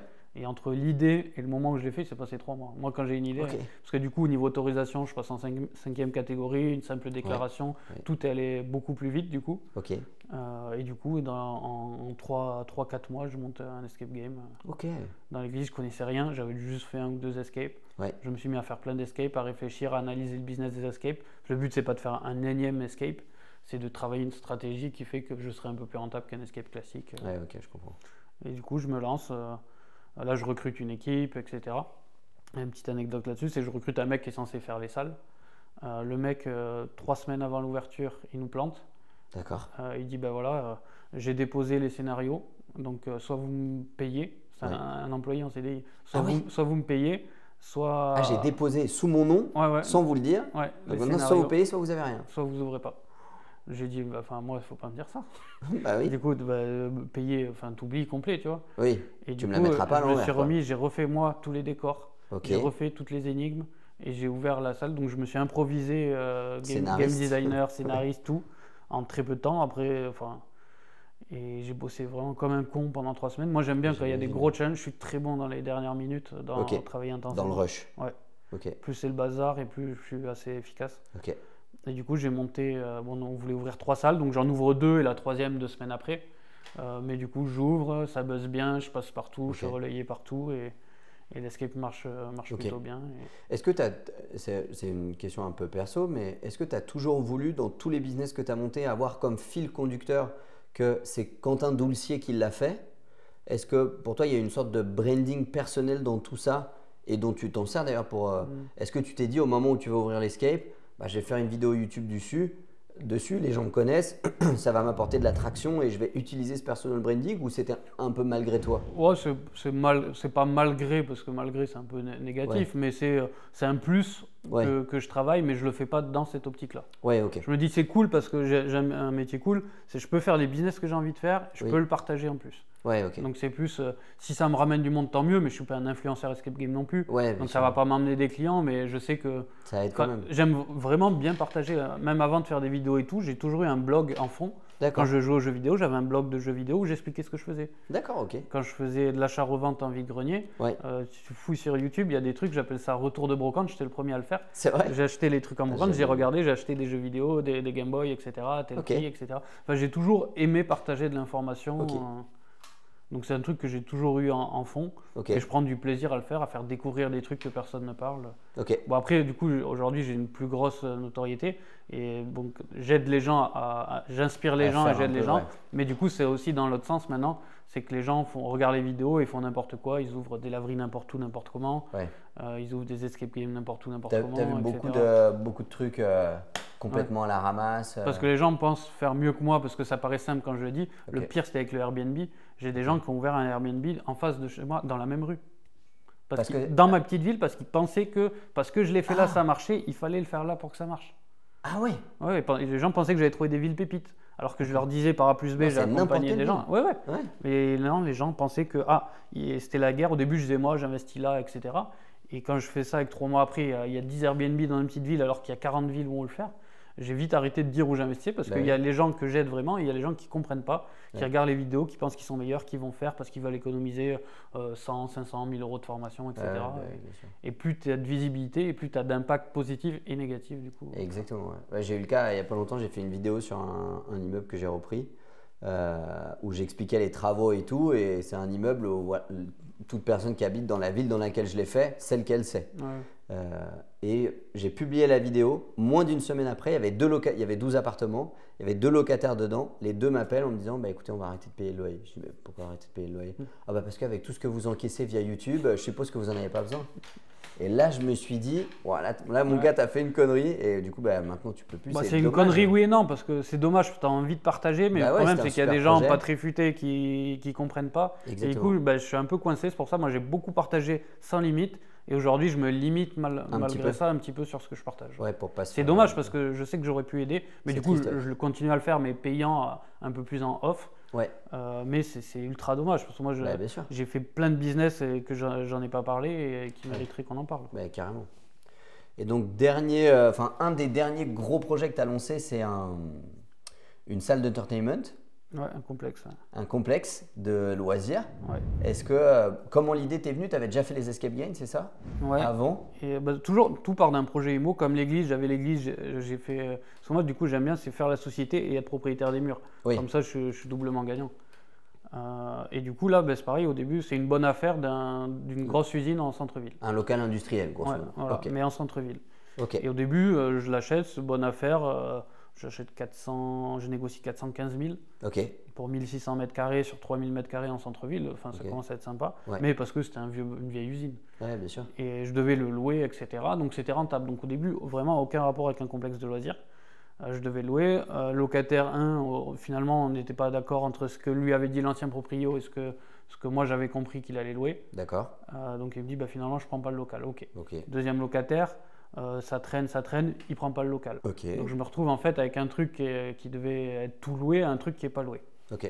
Et j'ai toujours eu cette idée de complexe de loisirs en fond en tête parce que j'aime bien le loisir, parce que le fait de rentrer dans l'escape game, j'ai aimé travailler là-dedans parce que tu vends du loisir et c'est assez différent. Les gens heureux. Moi, les gens ils rentrent, ils sont contents, ils sortent, ils sont contents, ils te disent merci, ils te laissent un avis. Et quand tu fais du commerce depuis pas mal de temps, tu te dis tiens, ça fait plaisir. Ça fait plaisir. Du coup, tu as envie de faire plaisir encore plus. Donc je dis je vais faire un truc encore plus gros et je me dis viens, je monte un complexe de loisirs mais à ma façon. Parce que ça coûte assez cher un complexe de loisirs, on en parlait, c'est entre 2-3 millions pour les petits complexes jusqu'à 8-10 millions pour un vrai complexe. Moi, je n'ai pas ces moyens-là non plus. Donc je me dis, je vais en faire un Made in Quentin avec un peu les moyens du bord et on améliore au fur et à mesure, etc. Tu as dû mettre un ticket de combien au départ? Alors à la base, je devais m'associer avec 2 personnes. D'accord. Parce que j'avais commencé à comprendre que je ne peux pas tout faire tout seul, parce que là, le projet était un peu gros. Au dernier moment, l'association ne se fait pas. Parce que querelle, parce que pas d'accord sur les parts? Je sais pas, j'étais dans le projet, du jour au lendemain, j'ai plus trop de nouvelles des 2 autres personnes. Sauf que moi, j'avais commencé à en parler, je m'étais un peu engagé. Donc là, c'était soit j'avorte le projet, soit je fonce tête baissée dans le projet. Tout seul? C'est ce que j'ai fait. Enfin, j'ai Steven qui m'accompagne, c'est un ami d'enfance avec qui je travaille, qui m'accompagne toujours sur mes projets. Et on se dit, bah, vas-y, tu me suis, vas-y, on le rush. Vas-y, on le fait. Et on le fait. Sans crédit, sans rien. Ok. Donc tu mets combien sur la table? J'avais estimé, bah, du coup, enfin, à la base, j'avais une entreprise qui devait faire les travaux, etc. Mais sans associer. Enfin, déjà, je lui avais dit, moi, j'ai 800 000 € de budget pour les travaux. Et, hors banque. Enfin, de toute façon, il n'y avait pas de crédit possible. 800 000 tout compris pour faire mon complexe à l'intérieur. Travaux et les autres associés mettaient aussi un ticket. Ouais, chacun mettait de l'apport et on faisait un prêt de 500 sur 800, classique. La société, le devis final, elle me le livre. Donc j'avais dit OK à 800 000 en octobre. Elle me dit OK, pas de souci. Réunion finale, bon, finalement, ça sera 1,7 million pour le mois d'avril. Putain, 2 fois plus cher pour 6 mois plus tard. Et pas le même délai. Je dis au moins soit plus cher mais avec le bon délai ou soit avec le bon délai. Enfin, du coup, ça ne matchait pas. Du coup, les associés qui me lâchent, ça qui arrive, je suis un peu au fond du truc. Et là, je me dis, bah, vas-y. En plus, j'avais des problèmes à côté de squat, etc. Enfin, c'était vraiment une période assez noire. Et je me dis, bah, soit tu te laisses aller, soit tu fonces. Et je dis, vas-y, je me fonce dans le projet. Et là, du coup, donc tu te dis, bah, je vais tout faire tout seul. Bah, des 1,7 million, j'ai dit, moi, je vais vous prouver, je vais le faire. Et même encore moins cher, je vais le faire pour 500 000 €. Parce que donc tu mets 500 000 € de fonds propres? Ouais. Ah ouais. Qui représentait quand même une bonne partie de tes liquidités à l'époque. J'avais toujours à peu près 1 million de trésor sur les comptes. Donc là, j'assèche quand même la moitié de mon groupe finalement. Donc je monte le projet, je bosse comme un con. Pour économiser, je fais beaucoup moi-même. D'accord. J'ai fait pas mal de vidéos YouTube, etc. J'ai vu où tu as posé le lino et tout. Je démolis tout. On a fait tout à la pelle. On a évacué je sais pas combien de tonnes de gravats à la pelle. J'ai encore mal aujourd'hui au bras. J'ai encore les tendinites qui passent pas. Si tu as des conseils après, je suis preneur parce que ça fait 8 mois et j'ai toujours les tendinites. Et donc on fait tout à la main. Je pose la moquette, j'économise, j'optimise parce que moi je suis connu pour optimiser le coût de travaux. De par la stratégie de rénovation et pas l'économie du matériel. Et donc là, j'applique, ça fait longtemps que je ne l'avais pas appliqué, j'applique à 100% ma méthode. D'accord. Et limite, je me reforme sur ma propre méthode, etc. Et là, j'arrive à passer de ces 1,7 million qu'on me disait c'est impossible de faire moins, et je sors à 500 000 activités comprises. Ah oui. Donc en gros, j'ai fini à 320 000 € de travaux et 180 000 € de loisirs. Et 180 de loisirs pour acheter les consoles. Mais du coup, je l'ai fait en 2 parties parce que du coup, je ne pouvais pas tout faire. Donc, il y a une des activités que je suis en train d'ouvrir là. Que je dis, bah, j'ouvre dans un second temps. Parce que j'ai pas encore le cash. Ouais, parce que je ne veux pas mettre les derniers 500 000 qui me restent, sinon je mets en danger tout le reste. Ouais, bien sûr. C'est une activité qui nécecite combien de salariés dans le complexe actuellement? Du coup, j'ai étudié tous les complexes, comme les laveries. Tu vois, j'appelle tous les propriétaires de complexes à vendre. Au culot, j'appelle les propriétaires qui me répondent de gros complexes de loisirs. Donc, je peux échanger avec des propriétaires. Donc, j'apprends énormément. Donc, déjà, merci à eux. Ceux qui connaissent, il y a All You Need à Lille, qui est un gros complexe qui fait 8 millions de chiffre d'affaires. J'ai eu 1 heure au téléphone, j'ai pu poser des questions. Et il a accepté de te dire. On parle. Super sympa quoi. C'est est-ce qu'il faut mettre de la moquette au sol ou pas, tu vois, genre de détail où il te faut une info quand même. Tu sais pas quoi. Et pareil, up to play, j'arrive à avoir 2-3 personnes à échanger avec eux. Donc je prends des conseils, je fais à ma sauce, etc. À la fin, j'essaie quand même de me faire financer en fonds à la banque. Et j'ai réussi à me faire financer genre une semaine avant l'ouverture finale. Donc rembourser finalement des factures que j'avais eues. J'ai réussi à avoir 250 000 €. Donc tu récupères 250 000 de liquidité. Heureusement, parce qu'entre deux, j'ai fait d'autres investissements. Donc elle avait fondu là cette année, j'ai fondu ta trésor. Donc je me refais financer 250, j'ouvre, etc. Donc tout n'est pas parfait. Moi j'ai toujours le truc, c'est j'ouvre et j'améliore après. Vaut mieux fait que parfait. Une preuve de marché et après je peaufine. Et c'est ce que j'ai fait, donc j'ouvre, etc. Et j'adapte, je comprends les besoins, etc. Et voilà, du coup, je monte une équipe. J'avais compris en appelant ces gens-là que la masse salariale, j'étudie les gens qui marchent bien, j'étudie aussi les gens qui ne marchent pas. D'accord. Pour savoir pourquoi ils ne marchent pas. Donc j'ai vu que la masse salariale était une des raisons de fermeture. Parce que trop de masse salariale? Donc moi, j'avais optimisé le cheminement à l'intérieur du complexe pour avoir en fait une zone au milieu où il y a le barman, le mec qui gère l'activité, tout le monde dans la même zone, qui fait que je peux avoir, au lieu d'avoir une personne là, et du coup tu es obligé d'être 4 pour ouvrir, moi à 2 au milieu ça suffisait. Ça tourne. Donc j'ai optimisé la masse salariale, aujourd'hui j'arrive à 4 personnes, j'arrive à faire tourner le complexe. À 4 c'est ouvert? À 2 en après-midi quand c'est calme, à 4 en soirée quand il y a du monde. Donc comparé à le double, triple pour un complexe. Ça te fait 6 équivalents temps plein sur la semaine, puisqu'il y a les week-ends, tout ça? Là, je pense qu'on prend de l'étudiant, du freelance pour renforcer s'il faut le week-end. Donc au début, on démarre à 6 parce que tu as toujours peur, et aujourd'hui, là, on arrive à le faire à 4. Et à le faire à 4. Ok, et trop du bien. coup, j'optimise le chiffre d'affaires, je diminue les charges pour être un peu plus rentable que la moyenne. Ok. Et je fais du test, je teste des activités. Et aujourd'hui, ça te dégage un peu de cash ou on est Ouais, mais encore je dans le la phase de réinvestis parce que le but, c'est de finir le complexe. Ouais, puis d'acheter des nouvelles machines. C'est ça. Donc là, tout ce que je gagne, je m'en sers pour racheter un arcade, une nouvelle Ok. activité. J'avais fait une offre snack au début que je vais développer en restaurant prochainement, etc. Ok. Ok. Donc non, je suis content. C'est comme tout, entre le plan A et le plan B, il y a 2-3 réglages à faire, mais qu'on Ok. fait au fur et à mesure. Et ça se fait petit à petit, ouais. Non, mais Ok. ça va, je suis dans les objectifs. Tu es dans tes objectifs. Ok, trop bien. Si maintenant on s'intéresse un peu aux gens qui gravitent autour de toi, on en discutait en off juste avant, tu disais que tu aimes bien travailler en famille. Ouais. Aujourd'hui, si on parle du groupe Quentin Doulcier et de toutes les activités que tu fais, en termes de nombre de personnes que tu emploies, ça représente combien de personnes à peu près? Alors, j'étais monté à 25-30. Ok. Aujourd'hui, Donc salariés, là on parle, Ouais. ou aussi des freelances non, ou salarié, des freelances très salarié, on réguliers? était à 25. Ok, Mais après, j'ai eu une période où j'étais un peu coincé, etc. Donc, D'accord. j'ai revendu certaines activités et Ok. j'ai réduit pas mal les salariés. ok. Aujourd'hui, on est une dizaine. Une dizaine au Et total. j'arrive à tout faire tourner avec une dizaine de personnes. Ok. Parce Donc que- toi, Ouais. tu disais que tu travaillais pas mal en famille, du coup des amis, des membres de la famille. Comment tu fonctionnes quand tu cherches quelqu'un? Ouais, moi, je suis très réservé. J'étais nul en recrutement, délégation. D'accord. Parce que je fais tout moi-même, etc. Je délègue pas, je fais tout. Sauf que j'ai compris que pour avoir mes objectifs de vie, etc., il fallait au bout d'un moment, moi je veux être milliardaire grosso modo, et j'étais obligé de passer par la délégation. Mais pendant longtemps, j'ai combattu en faisant des business automatiques pour repousser l'échéance parce que j'avais pas envie de sortir de cette zone de confort. Ok. Et là j'ai compris il y a un an qu'il fallait que je passe par là, donc je me suis un peu formé là-dessus. Et j'ai recommencé à intégrer les gens différemment. Ok. Donc la famille, forcément, moi j'ai toujours, je m'entends bien avec ma famille. Donc Ouais. déjà, dès que j'ai pu les faire bosser, que ce soit pour ma petite sœur, des jobs d'été, des trucs comme ça, je les fais. Ok. Et dès que j'ai pu aussi à long terme les faire travailler aussi. Donc j'ai travaillé, ma compagne qui me suit depuis le début, je suis avec elle depuis que je suis étudiant. Donc au début, Ah c'est ouais. elle qui m'entretenait dans mon logement Donc étudiant. ça fait 15 ans? 12 ans? Ouais, 12 ans à peu près. 12 ans, ok. Donc, Elle fait quoi comme job de base? elle était centre de loisirs et dans les hôpitaux. Ok. Après, je l'ai mis à la boutique. Après, elle m'a aidé à gérer les Airbnb. Ok. Et après, elle m'a aidé c'était quoi? Un peu assistante, entre guillemets, parce que j'ai quand même un peu de papier. Assistante de Donc, direction, enfin. ouais, ouais. Ok. Pendant Elle est un partie moment. prenante en tant qu'associée dans certains business avec Non, toi? là, je la fais rentrer là, dans un business en Ok. ce moment-là. Ok. Parce que c'était pas une volonté, moi je force pas les choses. Oui. Donc elle se sentait pas, enfin elle voulait son job, etc. Et là aujourd'hui elle veut être associée, donc je dis aucun souci, je te Elle fais veut rentrer. se lancer, ouais. Mais ce que je disais, elle m'a jamais freiné, je l'ai jamais poussé non plus. Ok. Donc j'ai laissé faire ce chemin, moi je froisse pas les gens, je les laisse faire leur chemin. Ok. Donc là aujourd'hui elle bossait pour mon assistante, aujourd'hui elle aime bien s'occuper, elle était dans le loisir, donc les escape games ça lui plaît pas mal.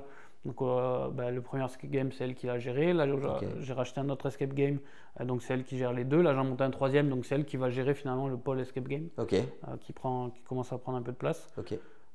Donc il gère à la fois l'opérationnel, à la fois les salariés, à Ouais, la fois là, un peu tout, au quoi. début elle était vraiment game master et aujourd'hui elle gère un peu plus le personnel, la stratégie commerciale, etc. Elle finit un peu directrice finalement du pôle escape game. Ok. Ton frère aussi, je crois, qui bosse un peu Ouais, avec du toi? coup j'ai ouvert le complexe de loisirs et je proposais à mon frère de venir bosser dedans. Ok. Et parce qu'il il a fait l'armée pendant 5 ans en barman cuisine. Ok. Moi il me fallait un bar parce que c'est une activité et je lui dis vas-y il me faut quelqu'un. Il est bosseur, etc. Bon, il est un peu plus jeune que moi donc il faut le former un petit peu, mais ça se passe plutôt bien sur le début. Ok. Donc là aujourd'hui il gère le complexe de loisirs. Donc Ok. je fais monter en compétences, assistant manager, etc. Ok. Tes parents aussi, du coup? Ouais, j'ai ma sœur aussi, ma grande sœur, Ouais. qui a bossé pour moi. Je l'ai employée en CDI, qui est très bonne en chef de projet. D'accord. Elle est un peu comme moi, un peu créatif, etc. Ok. Donc dès qu'il faut rénover un bien, le décorer, je vais la mettre sur une mission. Ok. Dès qu'il faut accompagner, ouvrir un magasin, je vais la mettre sur une mission. Décorer l'escape game, décorer le complexe de loisirs. Enfin, elle fait vraiment chef de projet Ok. à son compte. Un peu Elle préfère transversal, être- quoi, ouais, sur ouais. les différentes activités. Ok. Elle me seconde sur des projets. Après, j'avais employé mon père, D'accord. qui était dans le bâtiment maçon pendant 40 ans. Ok. Donc là, il commence à avoir mal au dos, c'est de plus en plus dur de trouver un job, etc. Ouais. Et j'ai encore un seul immeuble en Airbnb. Une grosse maison de maître que j'ai rénovée. J'ai jamais trop fait de vidéo sur le truc fini, mais il est magnifique. Et du coup, là, je l'ai mis. C'est lui qui fait un peu gardien d'immeuble, qui gère sur place tout l'immeuble. Les entrées, les sorties. Qui a géré les travaux et qui gère maintenant, qui fait un peu concierge, gardien d'immeuble, gestionnaire d'immeuble, un peu tout ça. Comme ça, lui, ça le repose un peu. Et il lui reste, je crois, 2 ans avant la retraite. Qui me gère. Comme ça se passe bien. J'ai embauché ma petite sœur du coup en job d'été escape game quand il fallait du renfort, etc. Du coup, quand tu lances une nouvelle activité ou que tu as besoin de quelqu'un, tu penses d'abord à ton cercle proche qui grosso modo pourrait faire le job et tu privilégies ces relations-là ou c'est eux qui te demandent en général? Non, c'est plus moi qui dis bah tiens, moi je cherche quelqu'un. Quitte à être entouré, autant leur proposer parce que c'est la famille. Ouais, et ça se fait assez naturellement, mais je force pas. Tu vois, ma petite sœur, là, j'aurais pu dire viens, j'ai un projet, mais là, elle a un autre projet, elle veut monter une ferme je sais plus où, vers Valence. Et je lui dis bah vas-y, fais ta ferme. Mais j'aurais pu très bien lui dire non, vas-y, aide-moi à monter un autre escape game parce qu'elle aime bien ça, etc. Et par exemple, elle veut monter sa ferme. Est-ce qu'elle appelle son grand frère en disant bah j'ai besoin d'une mise de départ, tu crois que tu pourrais me filer un coup de main? Même pas, tu vois. C'est même pas un réflexe. Elle monte des dossiers à la chambre de commerce pour avoir ses aides, etc. Donc c'est vraiment. C'est bien. Enfin, je trouve que c'est une relation saine. C'est top, c'est un super écosystème. Et là, récemment, du coup, je viens d'intégrer ma mère aussi. D'accord. Qui bossait, était DAF dans des groupes, elle a eu sa société pendant 20 ans. Sa société de conseil alors du coup? Non, elle faisait du meuble. D'accord, ok. Elle avait repris une petite usine de meubles de 2 personnes, ils sont montés jusqu'à 30 personnes. Après crise de 2008, ça a un peu baissé, ils ont été rachetés et finalement ça s'est éteint. Donc j'ai vu les up et les down, comment ça se passait. Du coup, après, elle a fait DAF dans des grands groupes. Aujourd'hui, j'avais besoin d'une DAF, on en parlait tout à l'heure, en fait, c'est ma mère. Trop bien. Et c'est pour ça, avant, c'était pas le moment spécialement que je bosse avec, et là, il y a tout qui s'aligne. Moi, j'attends que tout s'aligne, je force pas les choses. Donc là, tu crois pas mal un peu au destin. Là, j'avais vraiment le besoin, parce que je commence à être bien débordé, je commence à avoir… La compta. J'ai monté à 17 sociétés, tout seul, ça commence à faire. Et elle commence à se lasser un petit peu, et là, ça se fait assez naturellement, du coup… En termes de structuration, du coup, on en parlait un peu avant, une holding de tête, ou même TEP 2, tu disais j'ai commencé classique, j'ai compris assez tôt en 2007-2018 que j'allais me développer. J'étais assez confiant là-dessus. Donc j'ai mis assez rapidement une holding, j'avais compris le système de holding, tout seul je me suis auto-formé et j'ai dit ok, il faut faire la holding tôt parce que sinon après il faudrait que je rachète les parts, etc. Donc je me rappelle même mon comptable à l'époque, mon expert comptable qui me disait c'est trop tôt, etc. Je dis t'inquiète, je sais que je vais me développer. Donc je monte la holding assez tôt, ma première boîte est détenue par la holding. D'accord. Donc je monte la holding, après du coup l'immobilier je le rattache à la holding, les premières sociétés commerciales je savais pas que j'allais en avoir plusieurs donc je les rattache à la holding. Après, je me forme sur le tas, etc. Là, j'ai fait une deuxième holding aujourd'hui où l'idée c'était que j'ai une holding qui gère le pôle commercial et une holding qui gère le pôle immobilier. Et encore du coup une holding au-dessus? Non, pas spécialement. Je suis dans une phase où je suis peut-être trop petit pour faire un système d'holding de plusieurs niveaux. Il faudrait pour moi que je fasse plutôt 10 millions de chiffre d'affaires pour que ça soit intéressant. Donc là, je suis un peu dans un entre-deux. Donc soit je structure comme une boîte qui fait 10 millions, quitte à payer des frais dans le vide, ou soit je pousse le système à son paroxysme. C'est ça. Et donc là, j'étais parti pour structurer. Et là, en ce moment, je fais un peu marche arrière. Je me dis, je vais peut-être le pousser à l'extrême. Et quand tu as des sous, après, changer quelques cabis, c'est pas ça qui coûte cher. Donc, Aujourd'hui, si on parle au niveau du groupe, donc on disait tout à l'heure une vingtaine de collaborateurs, grosso modo. Voilà, j'ai appris à recruter, donc je suis plus à l'aise avec ça. Et je recrute et je m'associe un peu plus aussi. Je refais confiance à l'humain, un peu moins les yeux fermés en étant gagnant-gagnant. C'était la question que j'allais te poser justement, c'est est-ce que dans l'ensemble de tes business, tu es tout seul? Est-ce qu'il y en a certains où tu es associé? Alors, à 90%, je suis tout seul. Mais aujourd'hui, je commence à ouvrir l'association. Mais c'est récent, ça a quelques mois. Mais parce que j'ai déjà d'expérience, je me suis déjà associé, mais plus sur de l'IMO, sur un ou deux petits biens, etc. Enfin, j'ai compris comment ça se passait, j'ai beaucoup observé. Donc aujourd'hui, je suis assez prêt à m'associer, mais à l'époque, j'étais pas prêt, donc je le faisais pas. Et là, aujourd'hui, je suis prêt. Là, j'ai rendez-vous cet après-midi avec une personne pour m'associer. Mais en gagnant-gagnant, j'ai compris. Avant, je voulais avoir tout le gâteau, 100% de toutes les boîtes, etc. Quand tu montes ta première boîte, tu as envie d'avoir 100% de la boîte. Aujourd'hui, j'ai passé ça et pour être milliardaire, le milliardaire, il n'a pas 100% de toutes ses boîtes. Déjà, s'il est en bourse, c'est qu'il n'a pas 100%. Et du coup, j'ai compris ça, qu'il fallait m'entourer de players, de gens plus calés que moi, etc. Et j'ai mis du temps un peu à le comprendre et là, je l'ai plutôt bien compris. Donc, ce que tu vas chercher chez tes associés, c'est des fonds, Du travail, des compétences, les trois? Aujourd'hui, c'est des compétences. C'est des compétences plutôt? Ouais. Ok. Les fonds, ça va arriver parce que là, j'ai mon plan de développement qui est en place et que si je veux suivre le rythme, ma trésor ne suffira pas. D'accord. Donc j'irai chercher au fur et à mesure les deux, les trois, mais c'est d'abord compétences, du temps de travail et après les fonds, mais ça viendra tout seul. Et ça se fait petit à petit. Dans l'idée de monter plus de ce que tu fais déjà, parce que dans le monde on appelle ça la croissance horizontale, verticale, je crois, si je dis pas de bêtises, ou plus de faire d'autres activités. Les deux. Les deux. Justement, j'ai ma strat. Moi, je suis très fort pour faire un projet de 0 à 1 million. D'accord. Donc ça, je l'ai identifié il n'y a pas longtemps. Où tu te sens en pleine maîtrise. Enfin ouais, c'est ma zone, ce qu'on appelle la zone de génie. Moi, je suis très fort de lancer un projet de 0 à 1, je sais faire. Ok. De 1 à 10, ça me faisait moins rêver. Ok.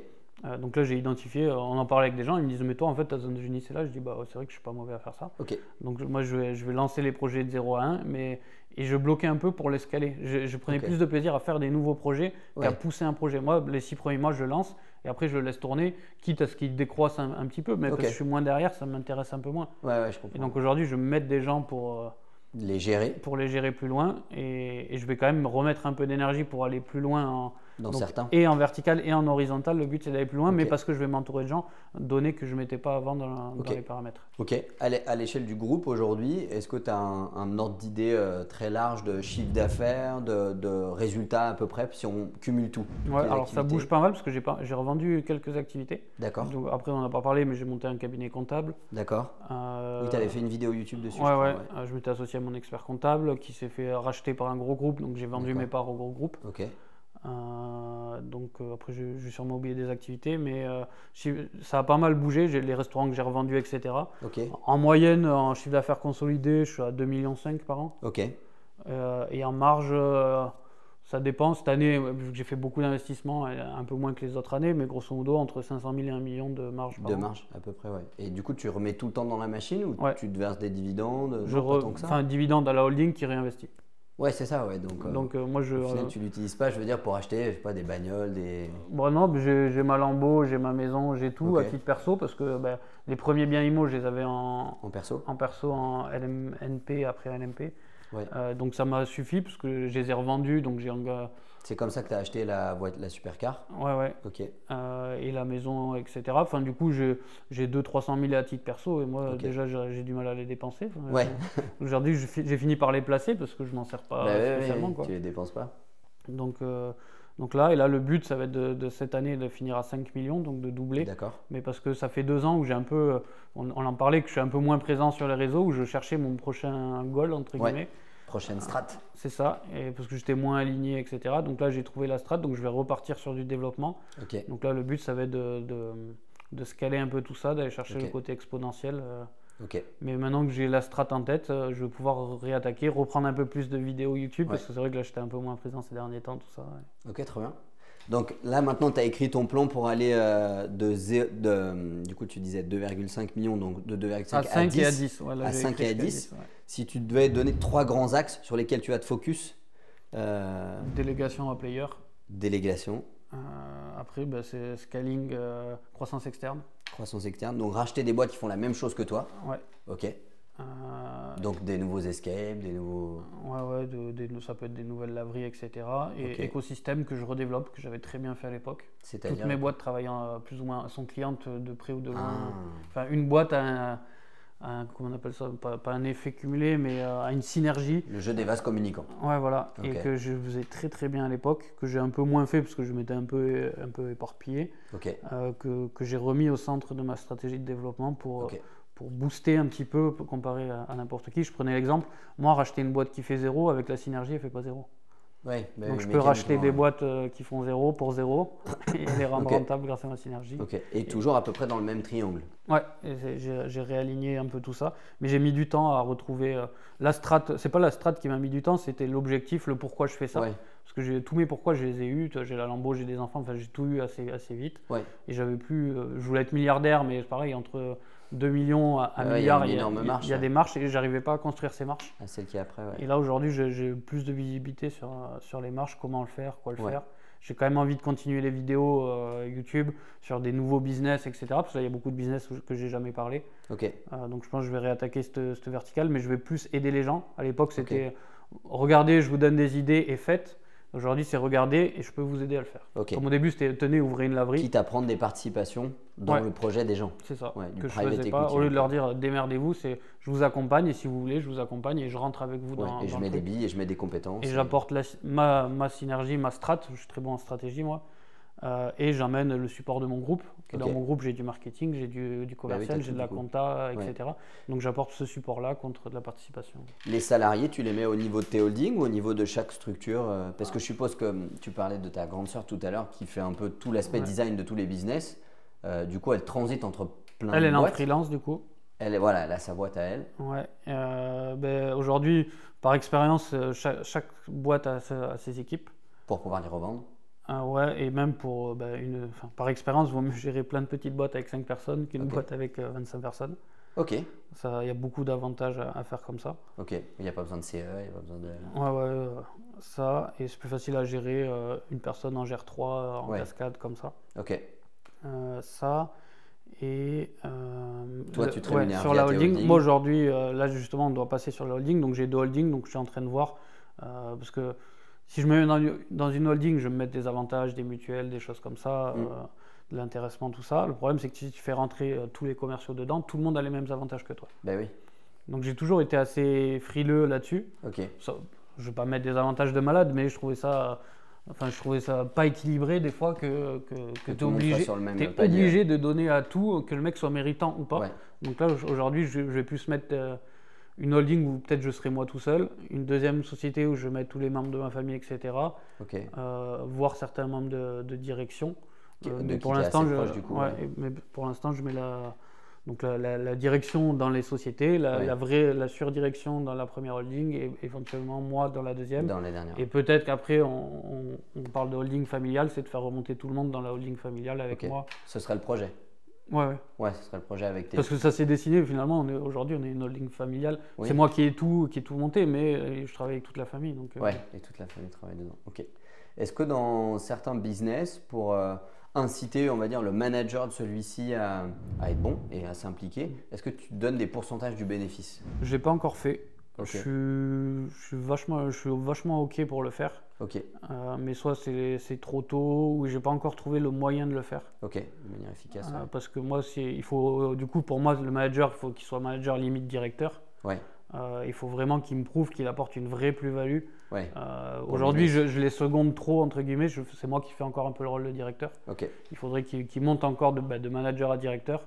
Moi, demain, je suis ouvert à donner des parts à mes employés. Parce que je n'étais pas ouvert il y a quelques années. Aujourd'hui, si tu montres que tu t'arraches pour moi, je vais te récompenser. Sans aucun problème. Sans aucun problème. Ils le savent, je leur dis défoncez-vous pour… Mais le problème, c'est que je ne peux pas, au bout de 6 mois non plus, donner des parts. Parce qu'il y a trop de risques que tu prennes. Donc, il faut le faire avec du pacte d'associés, des conditions où tant que tu es salarié, tu as de l'intéressement. Et si tu l'es plus, tu es obligé de revendre tes parts, etc. Je suis assez OK avec ça.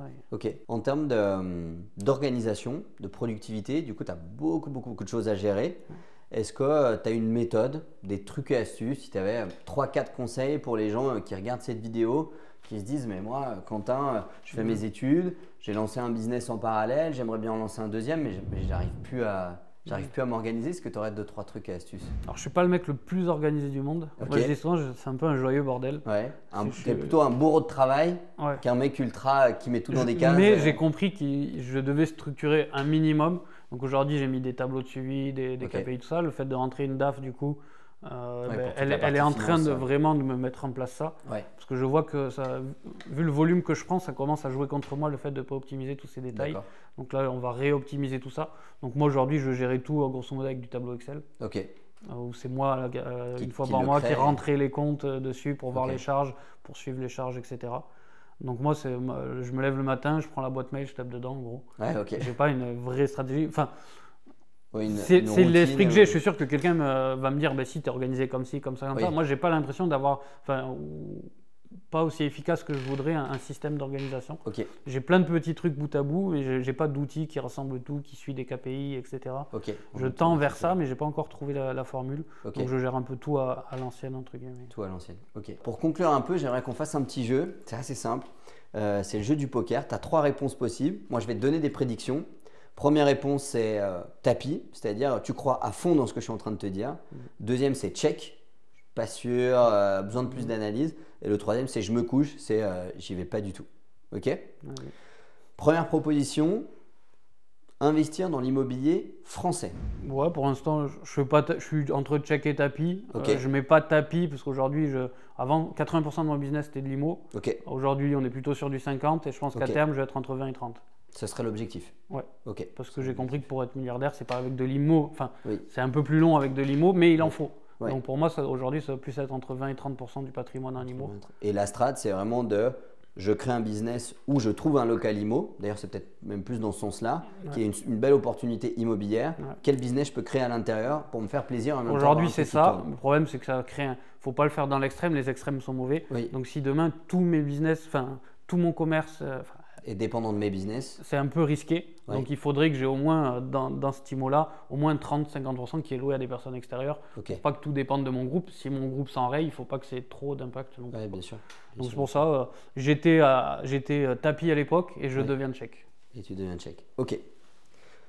Deuxième proposition, s'expatrier à l'étranger. Alors j'étais passe. Ok. J'étais pro-français, je payais des tonnes d'impôts, etc. Je payais vraiment beaucoup d'impôts. Et là, j'étais assez déçu dernièrement sur 2-3 trucs en France. Ok. Des trucs qui te sont arrivés, type contrôle fiscaux, des conneries comme ça? Ouais, je suis contrôlé 5 fois par an. Ah oui, c'est vrai? Ouais, ça commence à être chiant parce que je suis réglo et tout. Ok. Et d'être contrôlé juste parce que c'est sur dénonciation tout le temps. Ah ouais? Parce que je passe à la télé, etc. Ah ouais. Sur M6, tout ça. Et du coup, je prends sur dénonciation. Et du coup, les gens me contrôlent en mode ah, t'es un truand, si je suis là, c'est qu'il y a une raison. Ils se rendent compte que non, je suis un mec qui fait du business bien, etc. Donc ça se passe plutôt bien. Mais c'est épuisant de tout le temps être considéré comme un truand alors que t'en es pas un. Ouais. Donc ça m'épuise. Plus 2-3 trucs là, qui m'est arrivé de l'injustice que j'ai vécu un petit peu, qui m'a un peu refroidi. L'histoire du squat là, tu dis. Ouais. Donc je suis allé, ça fait longtemps que j'avais pas bougé de France, j'étais vraiment pro-français, etc. Donc là, je recommence doucement à regarder ce qui se fait ailleurs. Ok. J'étais allé à Dubaï pour des conférences, mais du coup, j'ai regardé un peu. Ok. Je ne pouvais pas être dans l'extrême d'aller à Dubaï, mais peut-être que dans 5-10 ans, être en Suisse ou un entre-deux, Portugal, etc. Ouais, un pays européen. Donc tu devrais gérer tout ça à distance? Parce que du coup, t'es plus pour moi, c'était pas gérable à distance à l'époque. Okay. Et aujourd'hui, je suis en train de me prouver que j'arrive à gérer à distance. Ok. Parce que je suis plus structuré, parce que c'est plus moi qui suis l'homme clé finalement. Ouais. Mon défaut, c'était que j'étais l'homme clé de tout. Ouais. Ok. Donc j'étais sur un pass et je deviens un check. Ok. Troisième proposition, faire du restructuring d'entreprise. Ouais. Donc pour ceux qui ne savent pas ce que c'est je rachète une boîte qui ne va pas bien, un peu à la méthode tapis. Je fais de la restructuration, je change le marketing, je change l'offre, je change la production, dans l'objectif d'une revente et de génération de plus-value. Ouais, aujourd'hui, j'étais check et je deviens tapis là, pour le coup là-dessus. Ça fait partie de ma strat à part entière. Ouais, pour aller jusqu'aux 10 millions. Ouais, et parce que j'aime vraiment faire ça. Je l'ai déjà fait en consulting, en test sur des clients. Ok. J'ai vraiment une vraie plus-value à faire ça. Parce que j'ai tellement vu de business différents. J'ai grandi dans des usines, dans des entrepôts, des choses comme ça. J'ai vraiment une plus-value. Je suis mi-web, mi-physique, donc j'arrive à prendre le meilleur de chacun. Et souvent, soit le mec est trop web, pas assez physique ou vice-versa. Et moi, j'arrive à faire le pont de pas mal de choses. Ok. Donc là, je commence à faire tapis dessus. Tu commences à faire tapis. Ok. Quatrième proposition. Bon, tu as déjà un petit peu répondu, mais c'est travailler en famille. Ouais. Tapis, j'ai quasi toute la famille, donc à part aller chercher du second degré, je peux pas faire plus. Mais ouais, non, c'est tapis. Ça me dérange pas. Et les gens qui disent faut surtout pas travailler en famille, parce qu'on entend beaucoup ça. Ouais. Moi, je suis pas d'accord. C'est que si tu t'entends pas avec ta famille, travaille pas avec. Si tu t'entends bien et que tout est transparent, pourquoi tu travaillerais pas avec? Tu as toujours ce petit degré de confiance en plus. Après, il y a des familles chez qui ça se passe mal, mais tu as toujours ce petit degré de confiance en plus qui fait que… Tu n'as jamais été déçu? Des petites déceptions parce que tu penses… Enfin, je suis exigeant, donc c'est toujours « Ah, je pensais qu'il aurait fait mieux », mais non, pas déçu. Pas de grosse déception au point d'avoir une dispute. Non, c'est plus mon exigence qui fait que, mais non, pas déçu. Ok. Cinquième proposition, transmettre son groupe, son entreprise à ses enfants. J'aimerais bien tapis, mais je laisserai la liberté. Ok. Je veux pas les forcer, c'est un kiff. Si demain ils disent vas-y, je reprends le groupe, je les intègre, vu que je travaille en famille, je trouverais ça super cool. Ouais. Mais si demain il veut faire autre chose, je le forcerai pas. Je vais le guider un maximum, mais je laisserai la liberté. Donc j'espère tapis, mais je laisse la liberté. Ok. Sixième proposition, jusqu'à maintenant, tu as fait du coup pas mal de business de service au final. Donc ma 6e proposition, ce serait créer un business industriel. Au tapis, parce que je suis dans un entre-deux. Enfin, ouais, je sais faire, j'ai déjà beaucoup vu. Là, j'étais dans une usine pour revendre des produits, etc. Donc je suis plus dans la vente, mais ça ne me fait pas peur. J'ai grandi dans un atelier, je sais comment ça se passe, je sais aider les gens. Donc si demain en reprise, il y a une usine industrielle et que je sens le marché, j'y vais sans problème. Pourquoi pas? Donc tapis, j'ai pas peur de ça du tout. Ouais, pas peur de ça. Ok. 7e proposition, se verser 100 000 € de dividendes par an. Bon, je vois check parce que je vois pas l'intérêt. Si j'en ai besoin, je le fais. Mais moi, je suis plus sur de l'optimisation inter-entreprise. Je me paye peut-être pas assez. Il y a beaucoup de gens qui le disent. Des gens qui sont qualifiés, je veux dire, qui ont. Ouais, des gens qui ne trouvent pas ça normal de générer 1 million de dividendes et de ne pas se les prendre à titre perso. Donc je pense que je suis dans l'extrême où je ne me paye pas assez. Je devrais, au cas où demain tout se passe mal ou je revends le groupe, il faudrait peut-être que je safe un peu d'argent. Donc je ne le fais pas assez. Donc un entre-deux. Mi-figue, mi-raisin pour cette question. Ok. 8e proposition. J'en ai une pas mal. Monter une boîte de bâtiment. Elle n'est pas facile. Hein. Ouais, parce que moi j'ai été dedans. Donc je vois que tu peux gagner beaucoup d'argent dans le bâtiment, mais il faut quand même être assez derrière. Et pendant un moment, je faisais de l'accompagnement IMO où j'aidais les gens à transformer. J'étais le conducteur de travaux pour les gens, donc je faisais l'accompagnement de travaux. Le problème, c'est que des fois, je prends son exemple, mais pour une plainte de travers, les mecs ils remettaient tout en cause. Tu m'as trouvé le bien, j'ai fait une super réno à un prix ultra compétitif. Et parce qu'il y a, je sais pas, une mini-fuite à la mise en eau ou une plainte de travers, les mecs ils vont tout remettre en question et vont dire c'est ta faute. Et ça m'a beaucoup marqué à l'époque, ça m'a beaucoup fait mal. Et du coup, j'ai arrêté de faire de l'accompagnement de travaux pour les gens. Parce que les gens n'arrivent pas à savoir le degré de ok, on passe, on comprend, on règle le problème, il faut mettre 500 € de plus, c'est normal. Et c'est ah non, tu m'avais pas dit qu'il fallait mettre 500 € de plus, c'est à toi de les mettre. Donc, je vois le potentiel, je vais y revenir, mais avec quelqu'un. Moi, si demain j'ai un mec qui a une boîte de travaux, on s'associe pour le faire, j'en mets toute ma plus-value, tout mon réseau, etc. Ça va marcher. Mais le gérer au quotidien, non. Donc un check. Mais qui, j'espère, deviendra tapis. Dernière proposition, investir dans les produits alternatifs, type œuvres d'art, voitures de collection, montres. Là, je suis le contraire, tout le monde, je passe. J'ai pas ce truc. J'ai fait mes petites collections à l'époque. J'ai des cartes, j'ai des pièces de monnaie. J'ai fait tous ces petits trucs. J'adorais ça et j'ai très vite perdu le goût. Je voyais plus trop l'intérêt. C'est un peu aujourd'hui ce que les gens. J'ai fait ma voiture, mais c'était plus dans un kiff. Et je savais qu'elle allait prendre de la valeur parce qu'elle allait passer collection, tout ça. Donc c'était un investissement finalement. Mais tout ce qui est montre, etc. J'ai pas ce. J'ai pas ce truc, les œuvres d'art, etc. Je comprends l'intérêt à haut niveau pour placer, pour défiscaliser, etc. Je suis pas bête, etc. Mais j'ai vraiment pas ce kiff-là. Mais après, demain, prendre des cartes Pokémon, les stocker, etc. J'aime bien, mais c'est un kiff, mais je le vois pas comme un placement, un investissement. Mais encore une fois, après, je suis pas dans l'extrême. Si demain, quelqu'un arrive à me prouver par A plus B que c'est ultra intéressant, etc., je suis pas braqué à le faire. Mais aujourd'hui, je passe. Je suis souvent à l'opposé de ce que font les gens. Mais... Trop bien. Pas matérialiste en tout cas. Non, je suis plus. Quand j'ai eu tous mes goals matériels, moi aujourd'hui, on disait tout à l'heure, donne-moi une petite maison de 100 mètres carrés avec un bureau et un ordinateur et accès à Internet. Moi, je suis le roi du monde. Allez, dernière proposition pour conclure. Prendre sa retraite à 50 ans. C'est impossible, passe. Impossible, passe complet. C'est pas du tout ton objectif. Je suis devenu rentier très tôt, à 23 ans. Donc je démissionne, on en avait parlé en décembre. Donc 1er janvier, les fêtes de Noël, je ne me rends pas compte que je suis rentier. Tu comprends pas je suis dans les fêtes de Noël, je suis content, j'ai arrêté de travailler, tout ça.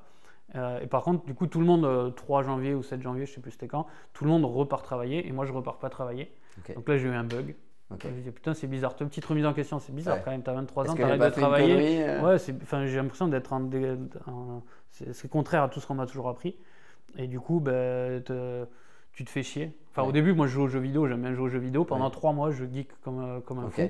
Et sauf qu'une fois passé ce là, tu commences à te faire chier. Et quand tu es entrepreneur, si tu es rentier, c'est que tu as un minimum entrepris. Si c'est pas un héritage.